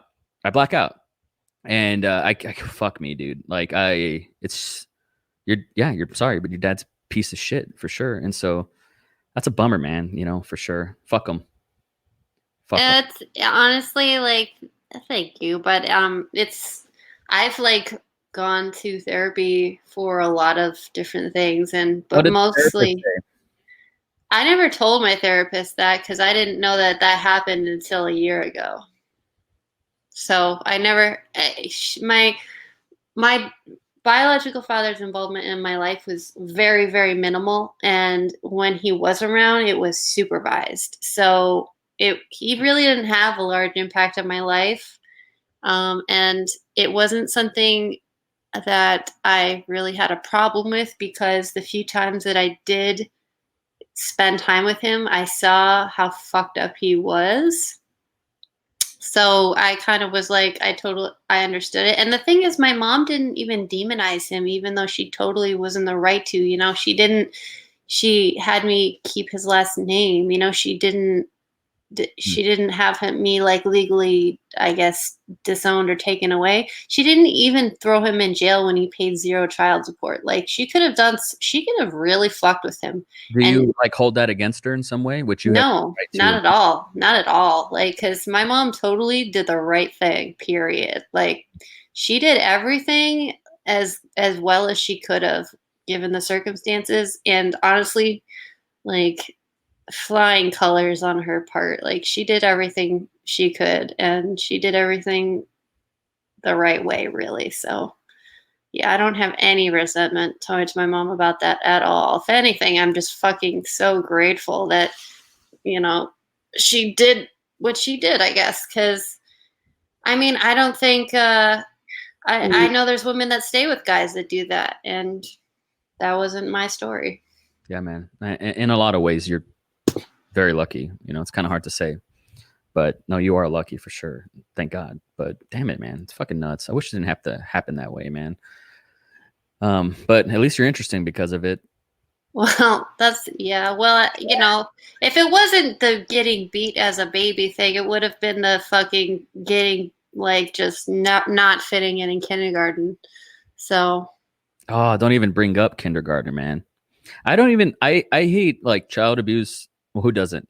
So much. But even in movies, I'm watching something right now on HBO with Mark Ruffalo. Don't watch it. Trigger you. But they show like these scenes where like these kids are having these awkward sort of elementary moments where they just don't fit in, right? And maybe a kid has like bad hygiene or something, and I'm like, I want to die. Like, I don't, even if it's acting, I don't want to see kids be sad because kids are assholes in elementary. That was my entire elementary experience. It was just a nightmare every single day because they saw I was different, and that was the end of it. Period. That was after the first week. They could tell I was different. And I couldn't tell because I was not paying attention of myself, I guess. But they saw it, and you know, kids are just like pack animals, I guess. I don't know. That sucks, man. Let's do a sharp right turn because this is making me miserable. Yeah, I'm so sorry. I'm so sorry. It's not you. You know. First of all, it takes fucking guts to even say that out loud. Like, I would have took that one to the grave. Me. Actually, no. I probably would have milked it and come out with like shirts. But just for like baby onesies, I probably would have milked it and capitalized off of it. Oh my God. I'm kidding. Okay. Jesus. But what are you working on, man? Well, you still owe me a script. Yeah, I have it, and I'm still like staring at it every day and like hating myself because I thought I wrote this amazing story, and I'm reading it now, and I'm like, oh my God, you fucking terrible, disgusting, talentless hack. That's the one I want to see. No, but it's not good, dude. It doesn't even make sense. Like, I'm reading it, I'm like, this doesn't even make sense. Like, how did I? That's not fair. Quality is so subjective. You could have wrote Dazed and Confused and then gone 3 years without reading the script, read it, and be like, why did I write that? That's horseshit. You know, but there's something pure there that just came out of your stream of consciousness. That was what Kat was thinking at the time that you need to respect. And I would love to at least take a pass at it and check it out. You're going to read. I can't show you it because it's so terrible. It's not. And it's really long, too. It's a really long, terrible script. Okay, what about the argument that sometimes the best scripts don't make the best movies, and sometimes a good filmmaker can turn a weird script into something interesting? What about that argument? I agree with that. Okay, so let me try it out. Okay, fine. You got to send it to knivesmonroe@gmail.com tonight. Fine, but you cannot. Weirdly, I interviewed on the show. There was Brent, there was Kendall, and you, all writers. That's really interesting. All have written screenplays essentially. How weird. That's cool. But again, writers are the best people in my opinion. Are. They really are. Please send it to me. Fine. I'll send it to you. But other than that, I've just been doing. I'm thinking about starting my comic thing again and drawing comics again because. Do you draw? Do you draw? Yes. Oh, I have an art. I do art. I artiste. Fuck you, man. Can you send something that you've drawn? Like, what's a cool thing? Like a person. Like a person. What does like a little cartoon human that you've drawn look like? I'm very curious. Oh, well, honestly, my art style is kind of all over the place. Love to see it. Okay, I really should like make a website or something with just all my shit on it, but Don't you? no, because I don't really want people to know me. It's weird. It's weird. It is weird. That's the trouble with me. It's like I love creating and I like connecting, but I also don't want you to know me and I hate connecting. You've said some pretty deeply personal things on this podcast It's just the truth. that now people kind of know something about you that you didn't even share with your therapist. Well, I didn't know to share it, so I would have if I had known, but I didn't. I went to 3 therapy sessions when I had this nervous breakdown in 2014. And I remember going to her and I was like, cut the bullshit. Just tell me what I got to do. Just tell me what I got to do. Just get to the end. Just how do I fix this? And she gave me a printout of the Maslow's hierarchy of needs. And I was like, oh, I had all this shit upside down. Okay, cool. And then on the second one, I came back and I was like, I'm better now. And she's like, it doesn't work that way. And I was like, no, I'm good. I'm good. She's like, you should probably come to the next one. Came to the next one. And I was just like spazzing out. I'm like, dude, I'm good. I'm good, man. I figured it out. And she's like, this is a process, you know, like you might feel good now, but what about 6 weeks from now? And I was just like, fuck you. I feel good now. Left. And I've just been repeating that doom cycle ever since. So she was kind of right. But the Maslow's hierarchy of needs, I take that with me to this day. And I think she was right sort of about this self-actualization being the top of this sort of pyramid thing. And the fundamentals need to be there, like your hygiene, your job, your food, your rent, like all that shit needs to be there. And then your passion. And I had it all backwards. I thought I could shortcut, cheat, and like start with self-actualization. And then I'll work my way to a house or something. I thought it was going to work that way. It didn't. That's all I really got out of it. And I couldn't imagine like people that go to these things like for 3 years or longer. Like, how do you do that? I don't know. Why'd you stop? Well, it costs a lot of money. Number one, that's the number one thing. Sure. Also, I learned how to kind of like give myself free therapy sessions because I learned how to basically have a conversation with myself. Same. I do the same. That's how I meditate. Yeah. I don't do that when I'm meditating. When I meditate, I try not to think words at all, but I'll have conversations with myself and just talk it out with myself with how I'm feeling. And that's totally free. So that's what I've been doing to kind of figure out how I'm feeling when I'm feeling it, I guess. Question came in. Why don't you want people to know you? Oh, me? What? Yeah, Because people are fucking awful. Like they're the worst. They really are. And if they'll take it, okay. And I don't mean this across the board. Like obviously there's good people that will be good no matter what, because that's just how they are. Yeah. But in a lot of situations where I was nice and helped someone and went out of my way to do that, that person always took advantage of it and threw me under the bus later. Yeah. So as I've gotten older, it's really just all of my life experience has taught me that friendships are oftentimes a waste of time. Yeah. So it's like, it's hard because I like people. I think people are super interesting and I like connecting with people, but I think I just straight up don't trust people most of the time. And so I've kind of had to negotiate with myself. Okay, well, why do you need to trust people? And it's just because I just don't want them to get me fired from my job or cause me some type of consequence that's going to make my life more difficult, I guess. For example, and this might not be healthy. Maybe this is a therapy session right now, but I don't trust women around my man, period. And it's not because of him. It's because of them and him. And he has a dick and they have motives that I cannot read. I don't know these people. You think you know someone, you don't. You don't. Can I ask you a question? Mm-hmm. I've never asked anybody this.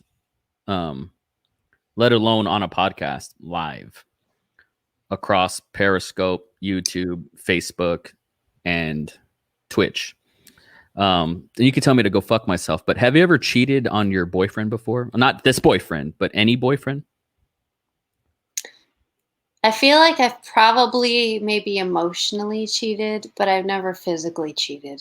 So you've never like slept with somebody else on the job? No, never. That's been like a line that I've been very careful never to cross. Okay. And never, whatever the gray in that area is, like making out with or something.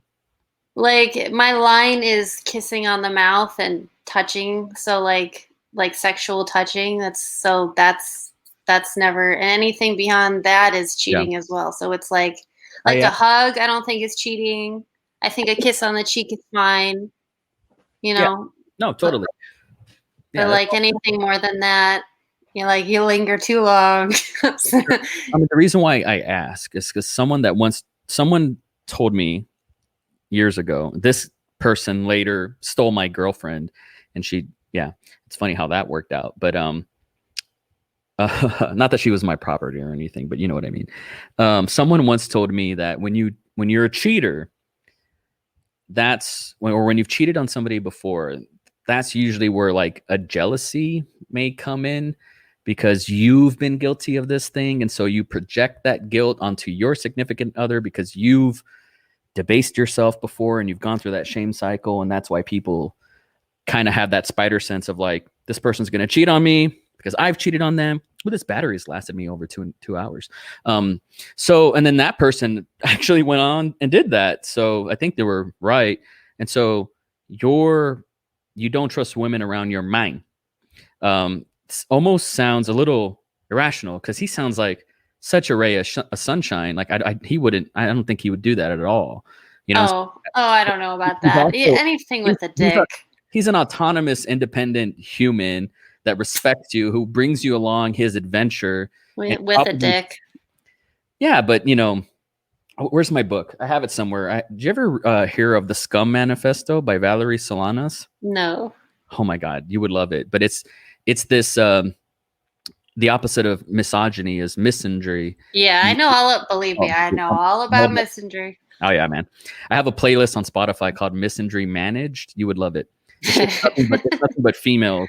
It has like 800 tracks. That's my pride and joy.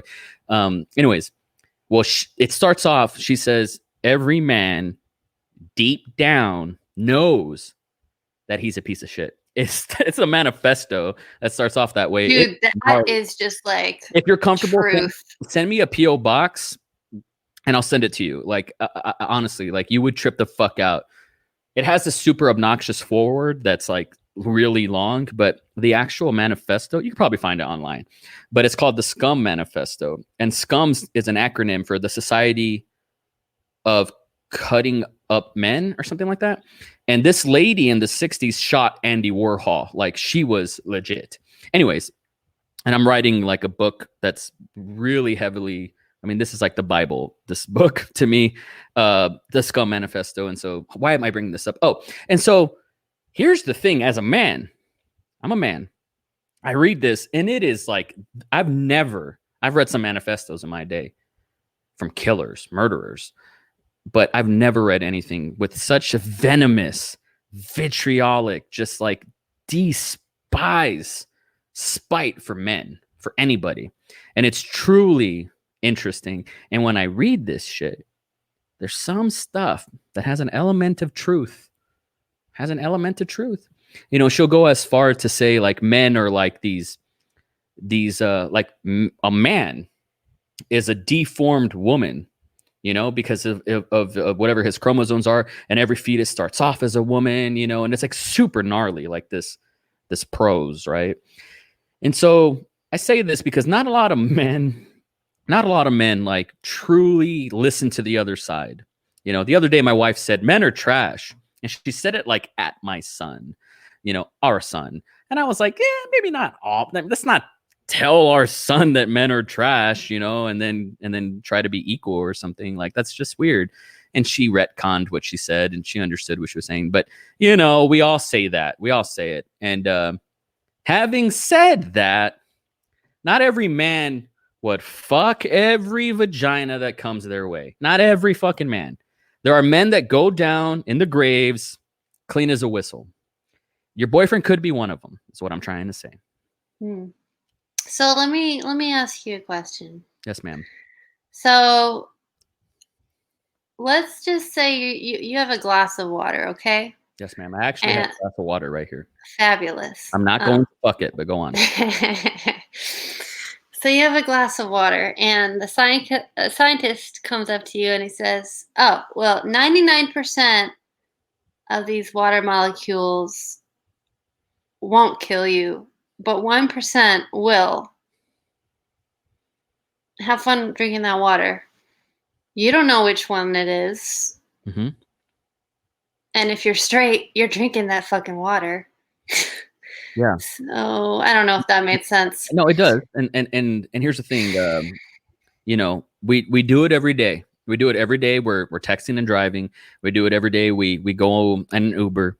We do it every day when we drink water from the tap. I drink water from the tap, you know, and God knows it's not crystalline, perfect pH balanced water. And so we roll the dice every day, you know.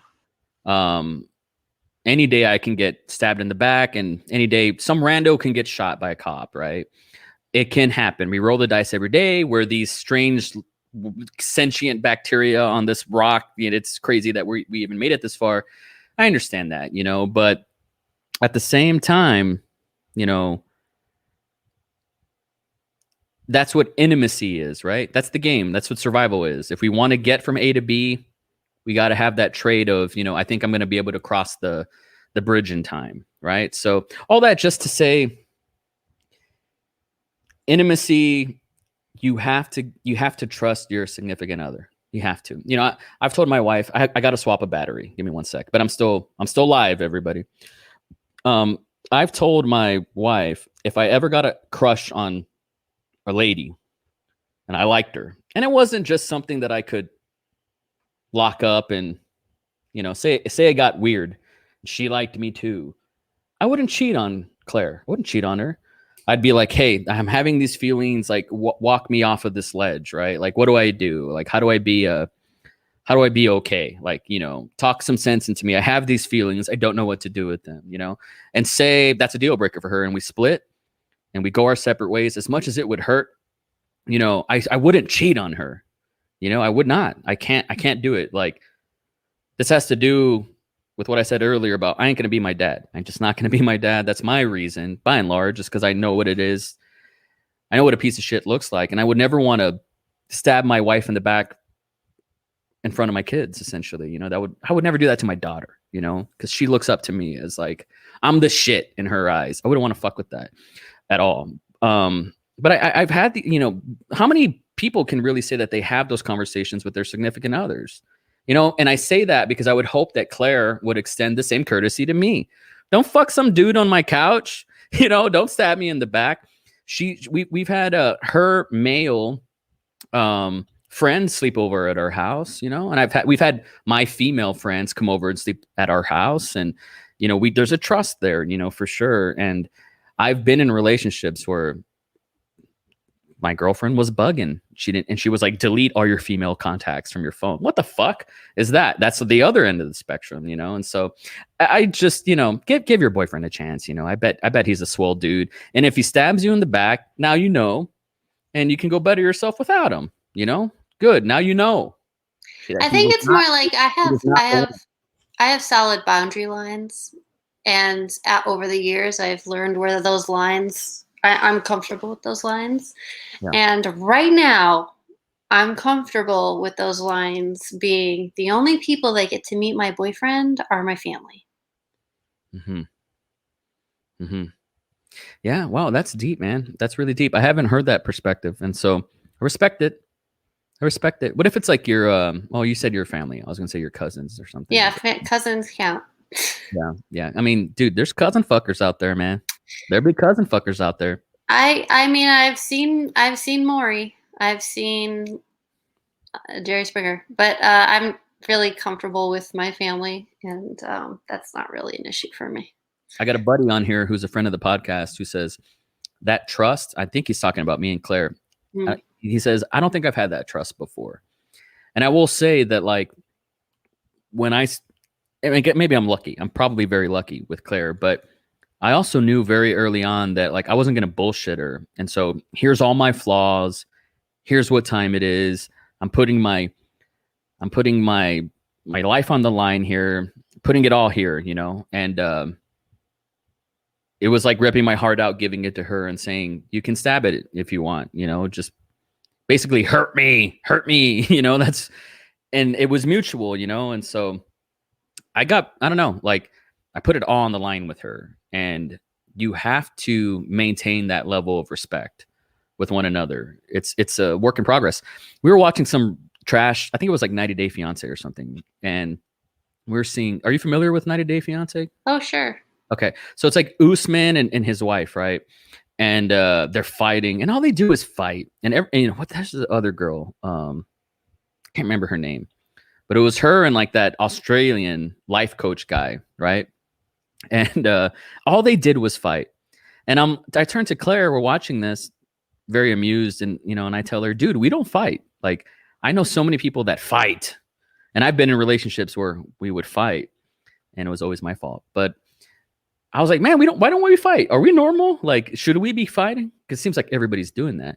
And she's like, nah, you know, we bicker enough every day that we don't maybe need to fight. Like, we let it out, you know? And I'm like, yeah, I guess so. I guess I could see that, you know?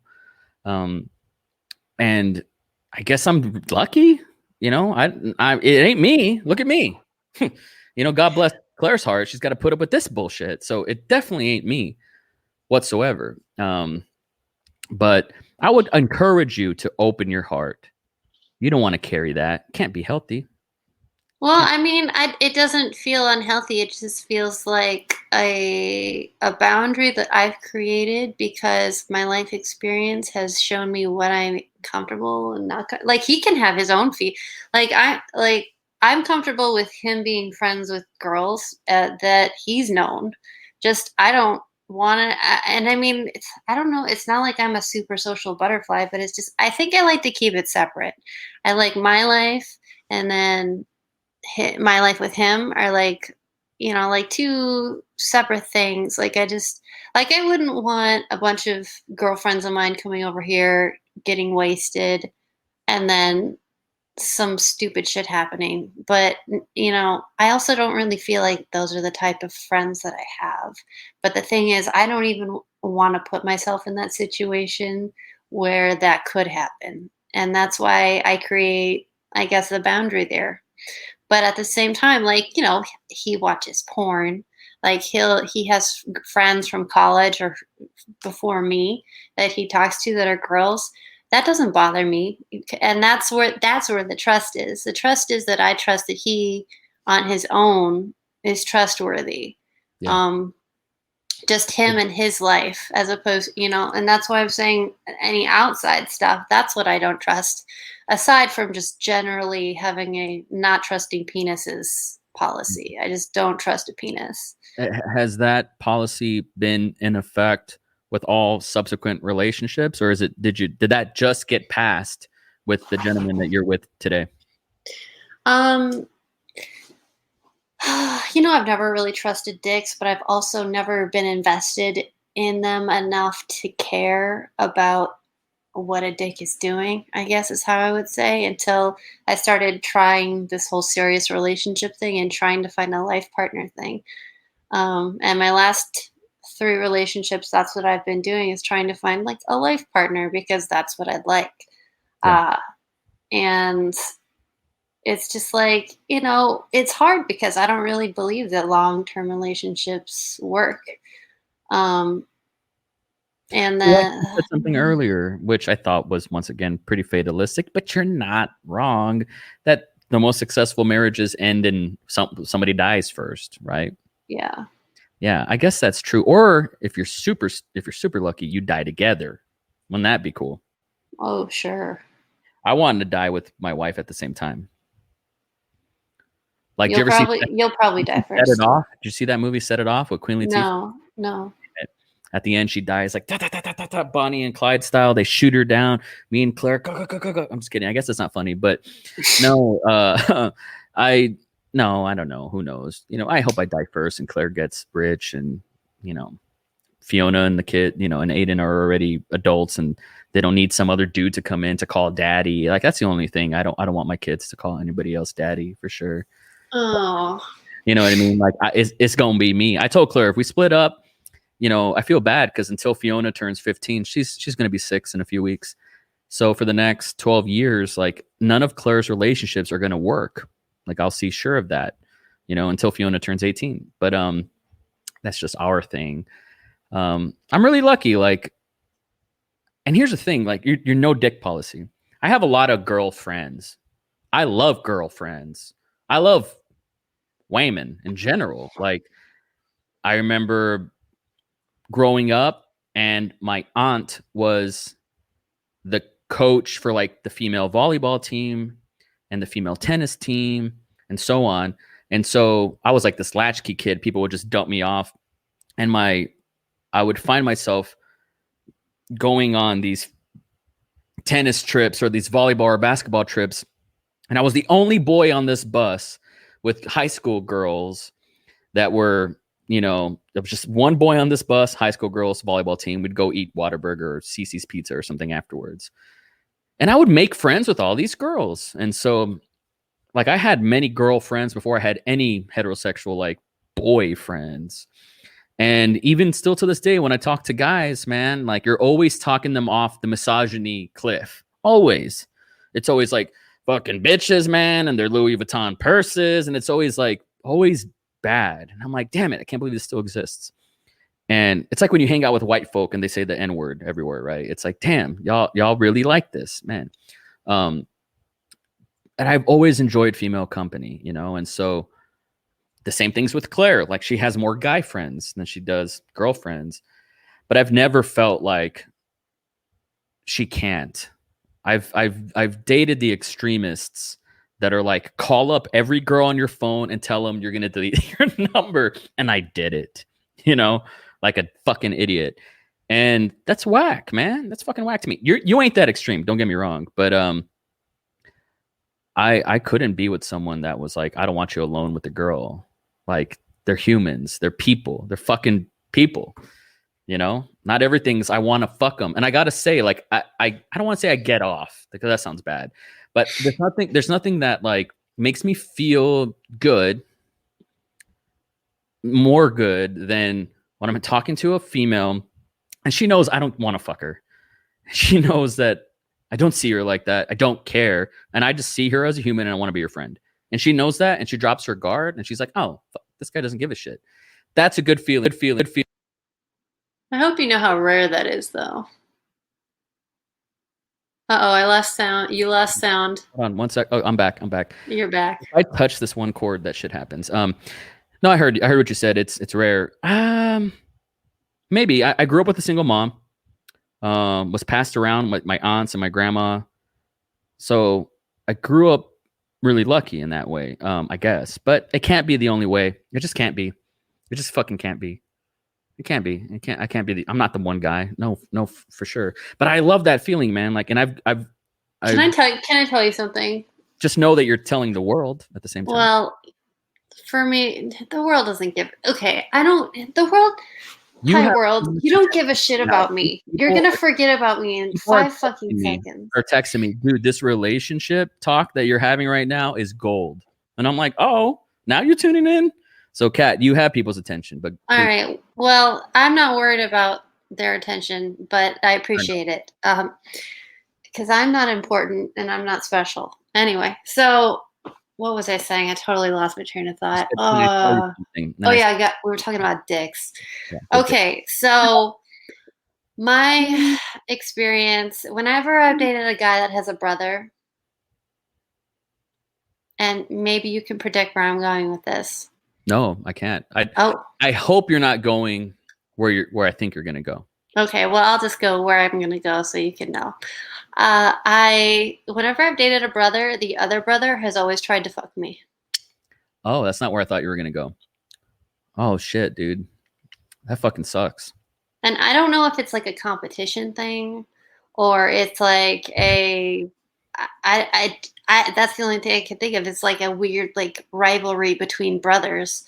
But whenever I've dated a brother where there's another brother and they hang out a lot, there's always like, that other brother is always trying to get with me. He's always trying to flirt with me. And it's sometimes it's outright, sometimes it's covert, but it always happens.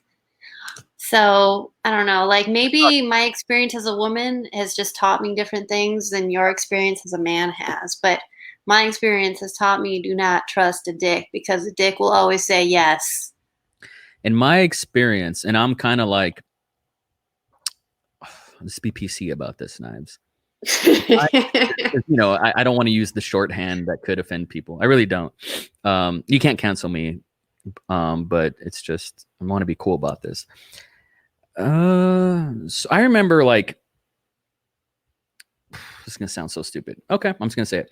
I remember being really young. Like, I discovered masturbation at a very young age. Like, I was too young. Like, I was super fucking young, and I felt like I discovered it. Like, I was like Joseph Campbell that discovered Mormonism, like, or something. Like, I thought I created this thing, and it really fucked me up as a kid. And the stuff that was going on in pop culture at the time was very provocative, like too provocative for me, and it got me.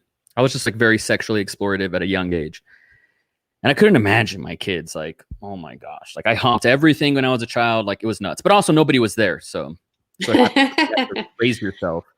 And then I remember hearing maybe it was like a Howard Stern thing or something at a young age where this is disgusting. I don't even like saying this, like it's gross, but it was like somebody like, I'm not even going to name names, but like some celebrity said that she would never give a blowjob. And I was like, oh yeah, no, I wouldn't either. That sounds fucking disgusting. Why would anybody do that? But I also internalized that and was like, no woman would ever do that to me. That's gross.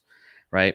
And it just so happened that, I was an idiot as a child and as a young teen. And I thought, man, I was going to lose my virginity. Like I was going to be married. Right. I just thought that it wasn't a religious thing. I just didn't even know about, like, I didn't even know you could have sex before marriage. Oh.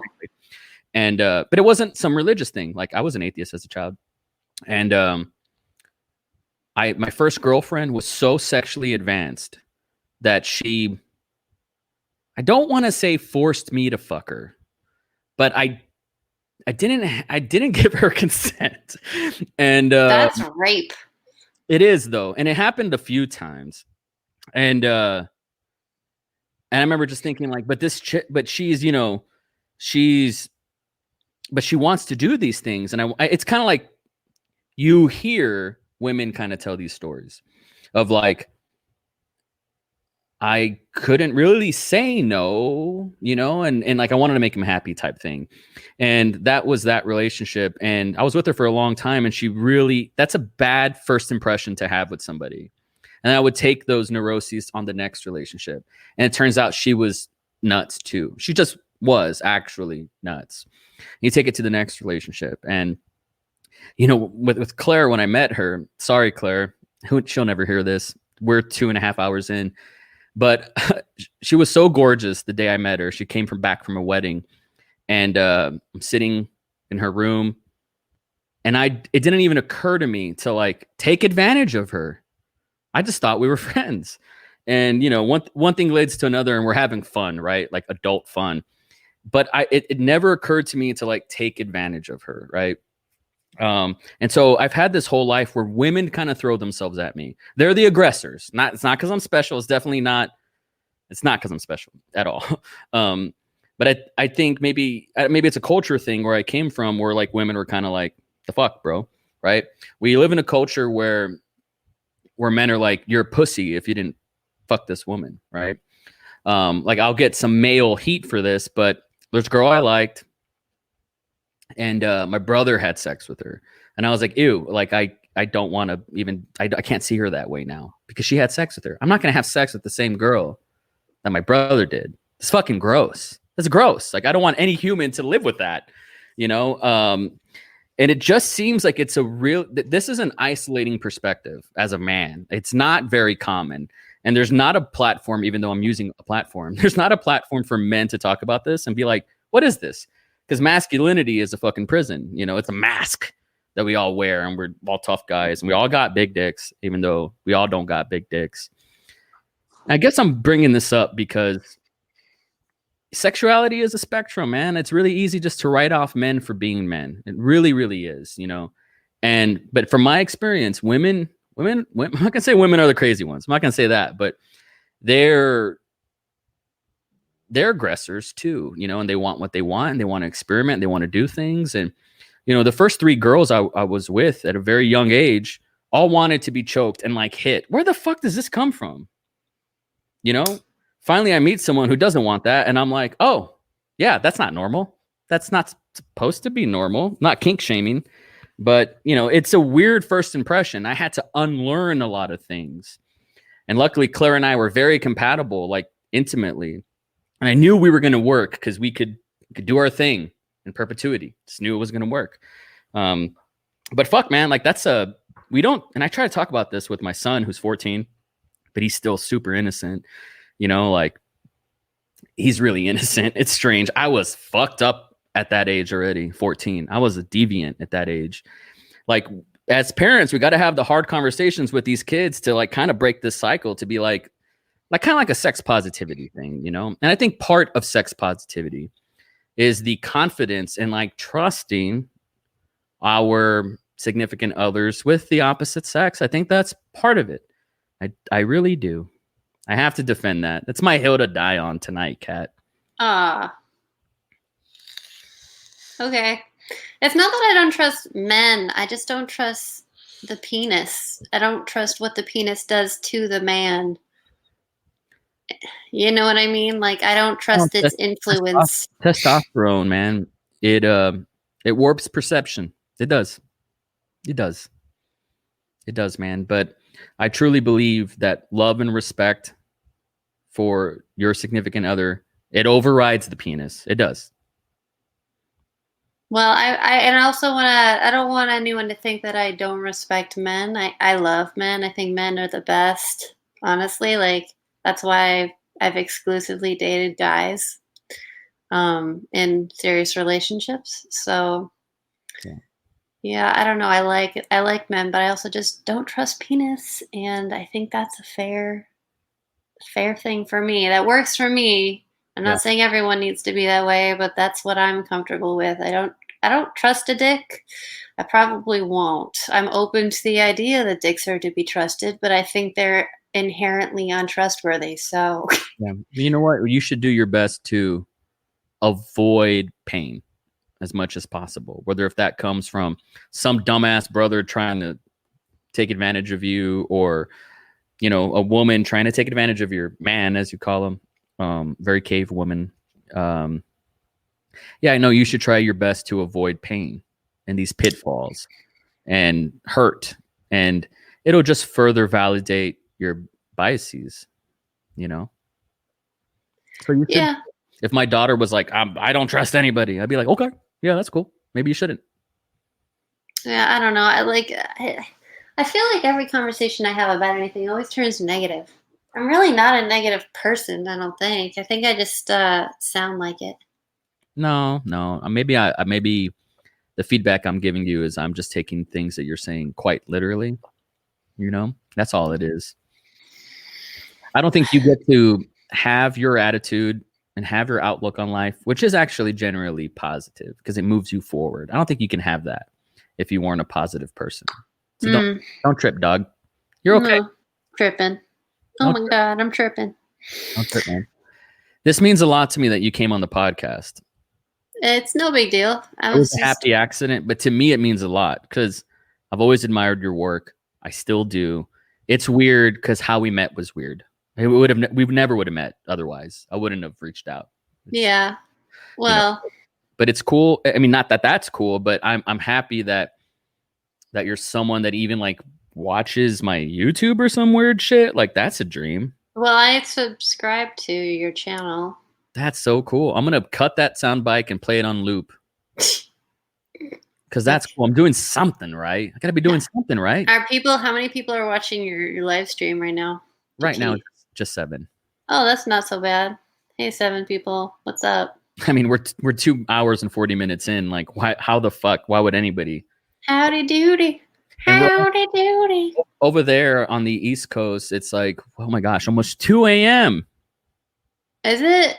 Oh my God, you're right. You're Yeah, right. so we're doing this at a weird time. My friend Sven is saying, "What's up?" And Sven, I do have to say that I gotta shame you. You gotta make a movie. What the fuck you doing? You got a master's degree from Full Sail. What the fuck you doing, man? Make a movie. Yeah, Sven, the fuck? Yeah, it's Sven. What the fuck, man? The fuck? Maximize your privilege. You have everything at your disposal. It's never been easier to make a movie. Make a fucking movie. If I can do it. Fucking Sven. Thank you. You heard it from Kat. You heard it from Kat. Which no, I'm not going to say that. But Kat, you're super cool. You're a super cool guy, and I love ya. Thanks.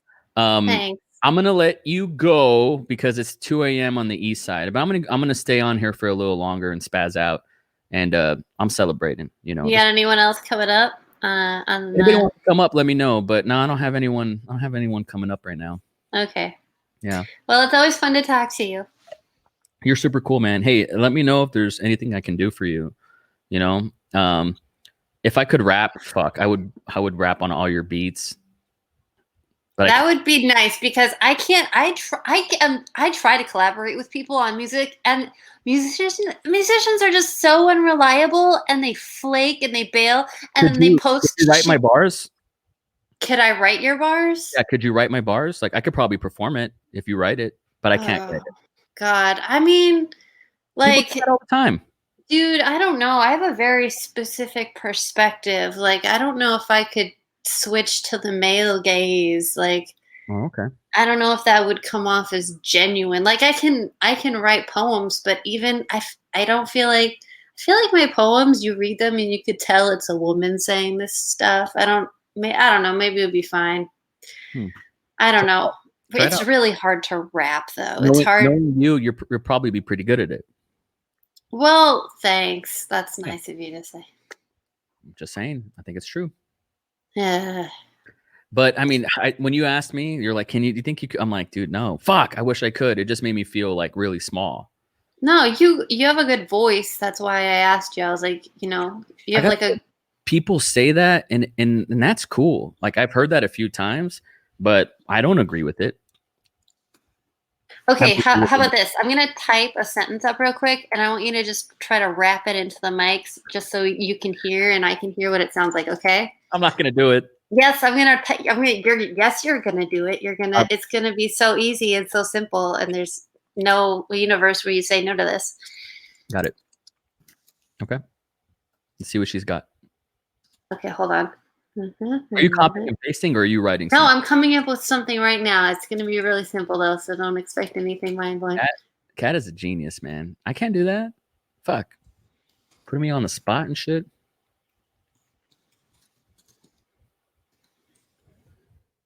Let me get a beat. Yeah, put on a beat or something. I'll put on a beat.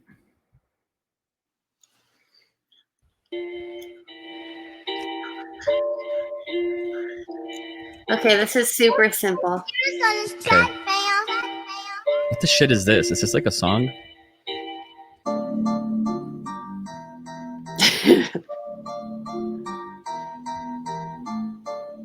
Where are you writing it? I wrote it on the private chat thing. Oh, la-di-da. Oh, I can't do this. I hate myself already. I'm not going to do this. Do it. I can't do it. You put the music on. You can't back out now. What? This is not the way I would rap if you sent me something. Just speak it into the mic. Okay, hold on. You want me to go first?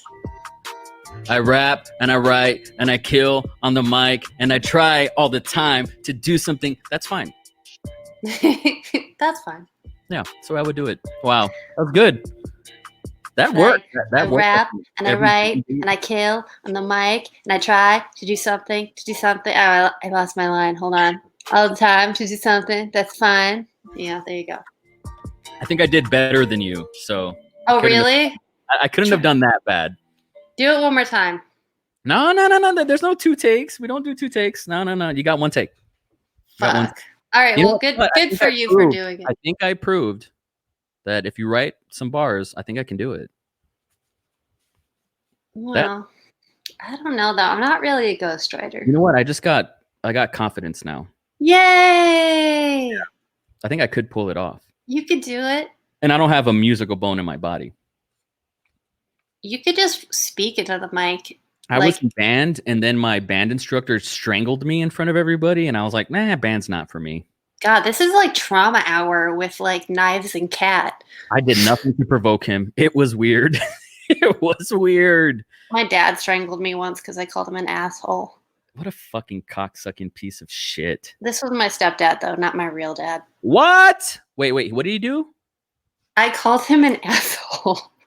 And he was like, what did you call me? And it was the first time I'd ever sworn at him.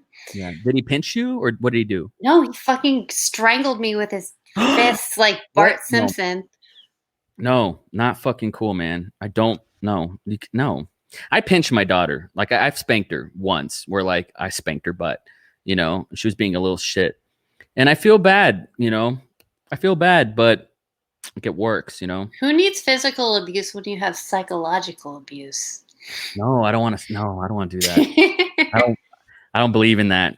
I don't believe in that with my kids. You stand in that corner and you face that wall and you think about what you did, young man. Yeah. You think about it. No. I didn't get any what do you call it? Structure or like anything from anybody growing up. Like, I had no authority figures.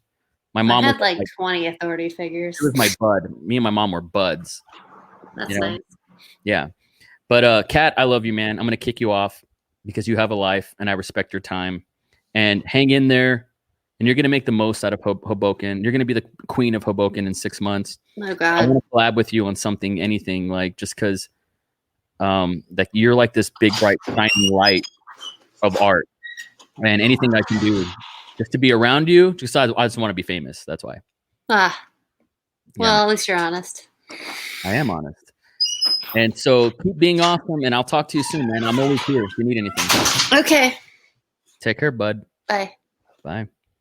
That was my friend Kat. Sven, am I on Discord? I use Discord. Yeah, I use Discord, but I'm on this. I love how you can't tell what I'm doing. I'm on this website called StreamYard. And if I send somebody a URL, they can join me on the chat. You're more than welcome to, bud. I'd love to have you on. So if you want to be on, let's do something, man. That'd be cool. That'd be cool. I'm going to stick around for another 10 minutes and see what's up. There's nothing I don't like when, if you're watching a stream and people are quiet and they're reading the comments like, haha, yeah. That awkward shit. I hate that, man. I hate that. So I kind of feel like I always got to be overcompensating and always got to be on. But I'm almost at 1 a.m. my time, and I got to respect people, you know. So this is really cool. StreamYard is a wonderful place. I'm paying for the premium, and it lets me share on five destinations. So right now you might be watching this on Facebook. You might be watching this on YouTube, which is where Kat was watching it. You might be watching this on Periscope, which is where Brent, my first guest, is watching this. You might be watching this on Twitch. And look, I don't go on Twitch, so this might be my first live stream over there. But I know it's popping. I know it should be popping over there. So yeah, man. So that's where I'm at. I did not expect to have 3 guests. It made me really happy. I did not expect to talk to Kat. That made me super happy, man. I never go back and listen to my podcast. I might go back and listen to that one because we were crazy honest. Like, gosh, I have so much respect for her and I love her. And I've been a purveyor of her art, peripherally. And also I didn't even know that she was like the singer of the Shakes, you know, until I started talking to her. So it's just crazy. And I'm going to have those songs like ripped in case they tried to delete it from the internet. Her Tumblr is awesome. Her TikToks are great.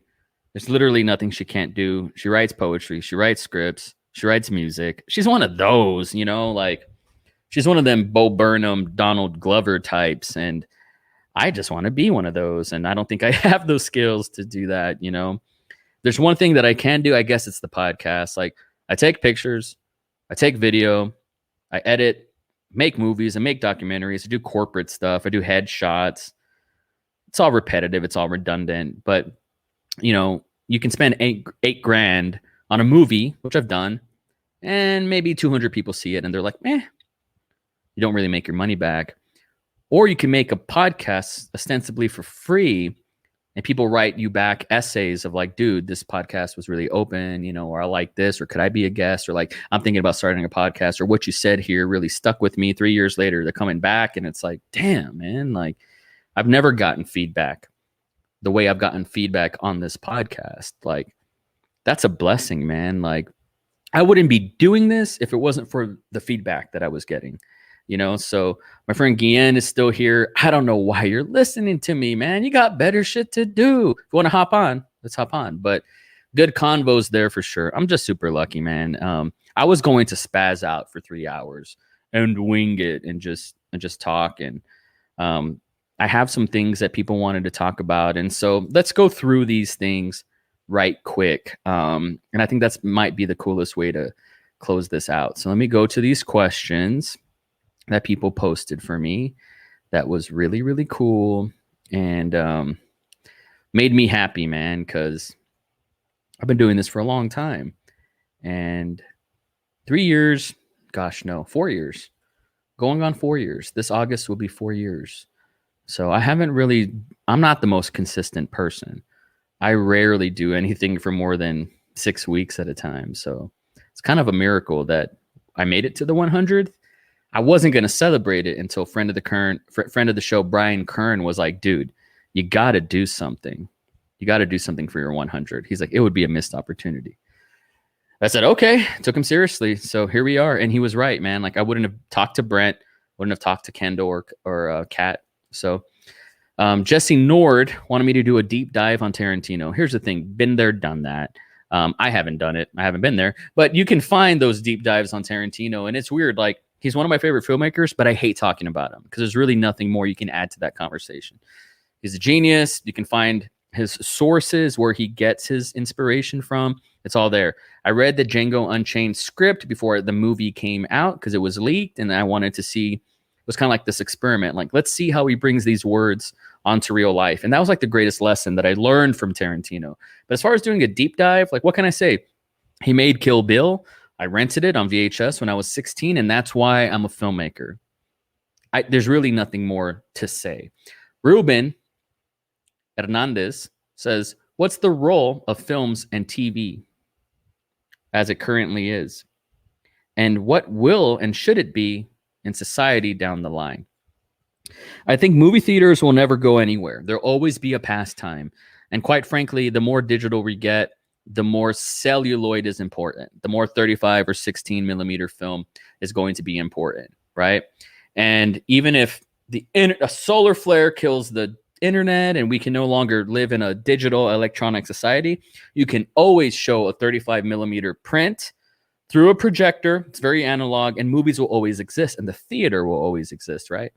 Look at MMA, look at professional wrestling, look at sports. They're done in these, like, you know, Rome type domes, right? Very stadium quality to live sports. So people like to congregate together and have a mutually shared experience, that's sensory or otherwise. So I don't think, as far as the future of film and like the role of TV, I do think that hopefully there's more inclusivity that happens, and we get more perspectives from female directors and different ethnicities. And like, I think we've been getting really good Black perspective movies in the past 5 years, probably more than we ever have. Whether if you're Boots Riley or Spike Lee, or I forgot the director who did Blind Spotting, a very good movie I just got turned on by. All these Black voices are emerging, and it's a wonderful time. Barry Jenkins, right, who did Moonlight, who got validated on a public scale with Moonlight. I think this shit matters. So hopefully the future is more diverse, but I don't see film going anywhere.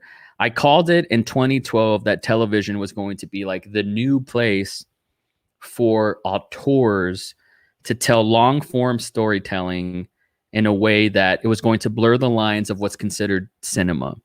And I think we'll be seeing directors like a Tarantino and big directors move to television and try to dominate that domain, because that's the place that fresh voices and unique stories and just like auteur theory filmmaking is happening. Whereas Disney and, you know, what's another one? Amazon, like the people that are buying the real estate of film is completely monopolized, right? So we're going to be seeing more Disney bullshits, and unfortunately, like, it's less opportunity for indie filmmakers like me and others, right? So that's the good news. That's where I see that, and hopefully I answered your question. Talk about 100 years of cinema. Holy smoke. So I want to say the 100-year mark was in 2001 or 2000. I'm not sure. Maybe 99. So it's been about 120 years. Gosh, in a way, like, it's still in its infancy, you know? I can't believe you actually want me to talk about the 100 years of cinema. But, you know, what were some quantum leaps? Digital filmmaking, pioneered by the Dogma 95 guys, and I'd say George Lucas. Digital filmmaking, huge. Talkies, introducing sound, huge. And I would say maybe not much has changed since. It's arguable, like, what the greatest performances on film are. Heath Ledger does deserve to be in that conversation. Maybe Daniel Day-Lewis. There's some great performances, but I kind of feel personally that maybe we've seen the best that actors have. I know that sucks, right? Like the new crop of actors, I guess I just don't believe in this new crop. I'll be honest. I don't believe in them. And actors are the reason why I go to the movies. Actors are the reason why I pay. I love movies because of the actors. I like seeing people's faces. If that's not there, I ain't buying, right? So more interesting actors risking new things. Not just like, don't just put Dave Bautista in a fucking costume. You know what I mean? Like, I want to see more things like Joker, quite frankly, like actors really bearing themselves and doing weird things. I really liked and it just stands out to me. I really liked what, what's her name? Rooney Mara, what she did in Girl with the Dragon Tattoo. Whoa. Like, I want to see crazy performances. Like, that is really what gets me going. So in the 100 years of cinema, maybe we've hit a plateau. I like what Chris Nolan is doing. He's really one of the last flag carrying film guys. I love him for that. Let's see. Are writers still filmmakers? Wes Jordan asks. Yes. Well, how couldn't they be? Filmmaking is a collaborative medium. So if you're an editor, you're a filmmaker. If you're a sound guy, you're a filmmaker. If you're the gaffer, best boy at best, you're a filmmaker, you know? And it's the same thing with writing. It's not just the director. There's my favorite part. I always sit through the credits anytime I go to the theater. And I remember when we sat through the Endgame credits, that shit never fucking ended, man. But at the end, it was like, this movie employed 4,000 jobs. Whoa. All those fuckers, even the PAs, filmmakers. Don't make no mistake about it. Jan Kalina says, what is your love of film, the state of art and film today, and how it will change in the current situation of the world and the U.S.? I'll tackle the last part.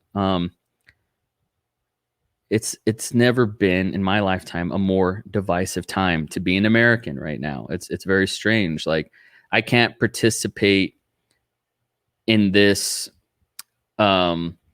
libtard, snowflake, Antifa, this, that, and the third. Like, I can't participate in that, man. Like, it's not my bag. Like, I don't enjoy it. I don't identify as either liberal or progressive or conservative. Like I said this earlier at the top of the show, I'm an artist, and so it's my job to like really absorb all the sides and refract that through my prism, and whatever that smoke and mirrors, illusion shit, expressionist stuff that you get, that's what I am. My art will define me. It's not going to be my opinions.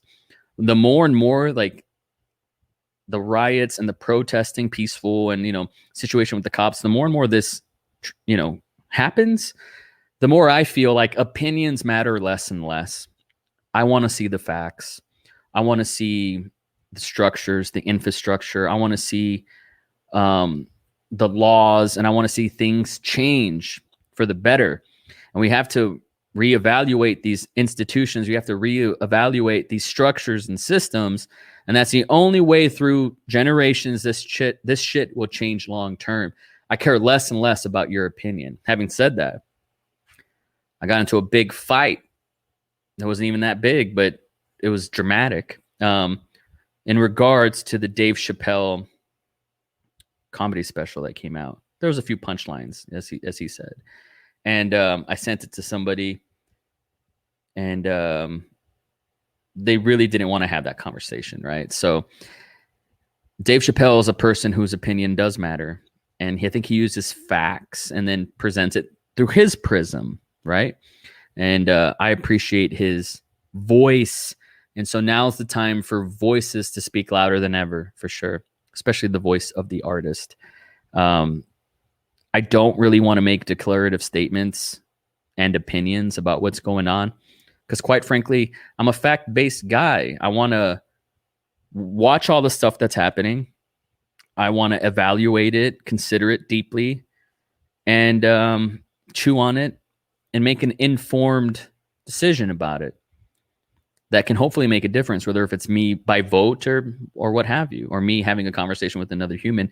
I think discourse has never been more vital, but I found when people burrow themselves in these ideologies and in these ideals, and they're inoculated by their brand, the blue or the red brand, whichever it is, I think when you're burrowed in that, you really shut yourself off from having discourse. I think that's toxic. And I've been finding that more and more personally in my family and on the internet. And gosh, I would love to just participate in a discourse. You know, I think that we need to hold on to the First Amendment for a reason. And those are my questions, you know, and there's another one about the Willy Wonka movie. And it's like, I don't have anything to say about that. That was a funny question, but I'm at the 3-hour mark. This is the longest podcast I've ever done. This is episode 100. What does episode 500 look like? That's been a mantra I've been after for a long time. I wanted to have my friend Nutty Batuski on. Hopefully I talk to him tomorrow. That'd be great. I have a new podcast coming out with my buddy, Rob Garza, who will be on the podcast tomorrow. So be on the lookout for that. He's an interesting guy. And what we're going to talk about, you're going to enjoy. And you might learn something because we've never talked about this before. And he's actually an expert in something very weird and something I know nothing about. So that's going to be an interesting conversation, I promise. And we go way back. This guy was like one of my first friends when I was 12 years old. So love him. Our relationship has been strained throughout the years, but he's still here and he's still stuck around and he still has he's forgiven me for bullying him and for being an asshole throughout our adolescence. And in a lot of ways, I've forgiven him for being an asshole as well. And so I don't think if I wasn't a Christian, I would have ever reached that level of maturity with him. But I'm glad we did. And I thank God for that.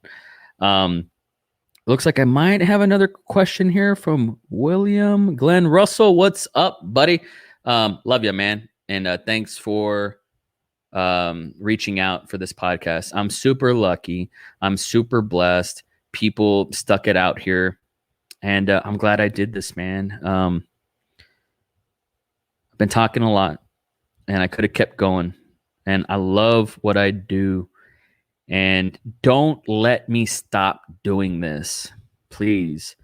I'm hot and then I'm cold. I'm good and then I'm not. Don't let me stop doing this, please. I don't want to stop doing this. I love it too much. It's too rewarding. There's too much upside. I don't care about making money off of this. I don't care about what this does for my brand. I've never given a shit about that. I don't fuck with that life. I just want to have fun. And I want to change the way people see themselves for the better. That's my purpose. That's my passion in life. I'm a starter, you know. I'm a activator. That's what I do. And that's all I can do. And that's what I will continue to do. And thank you so much for being on this journey with me. It means the world to me. You don't even know. I'm so lucky. I'm so grateful. I'm going to continue to maximize my privilege because I was blessed with the gift of gab to come on this microphone and talk shit. And that's what I do. and I'm one of the lucky ones. So make no mistake about it. You haven't seen the last from me. I love you guys. Keep a force field around your heart, and I'll see you down the road. Love ya.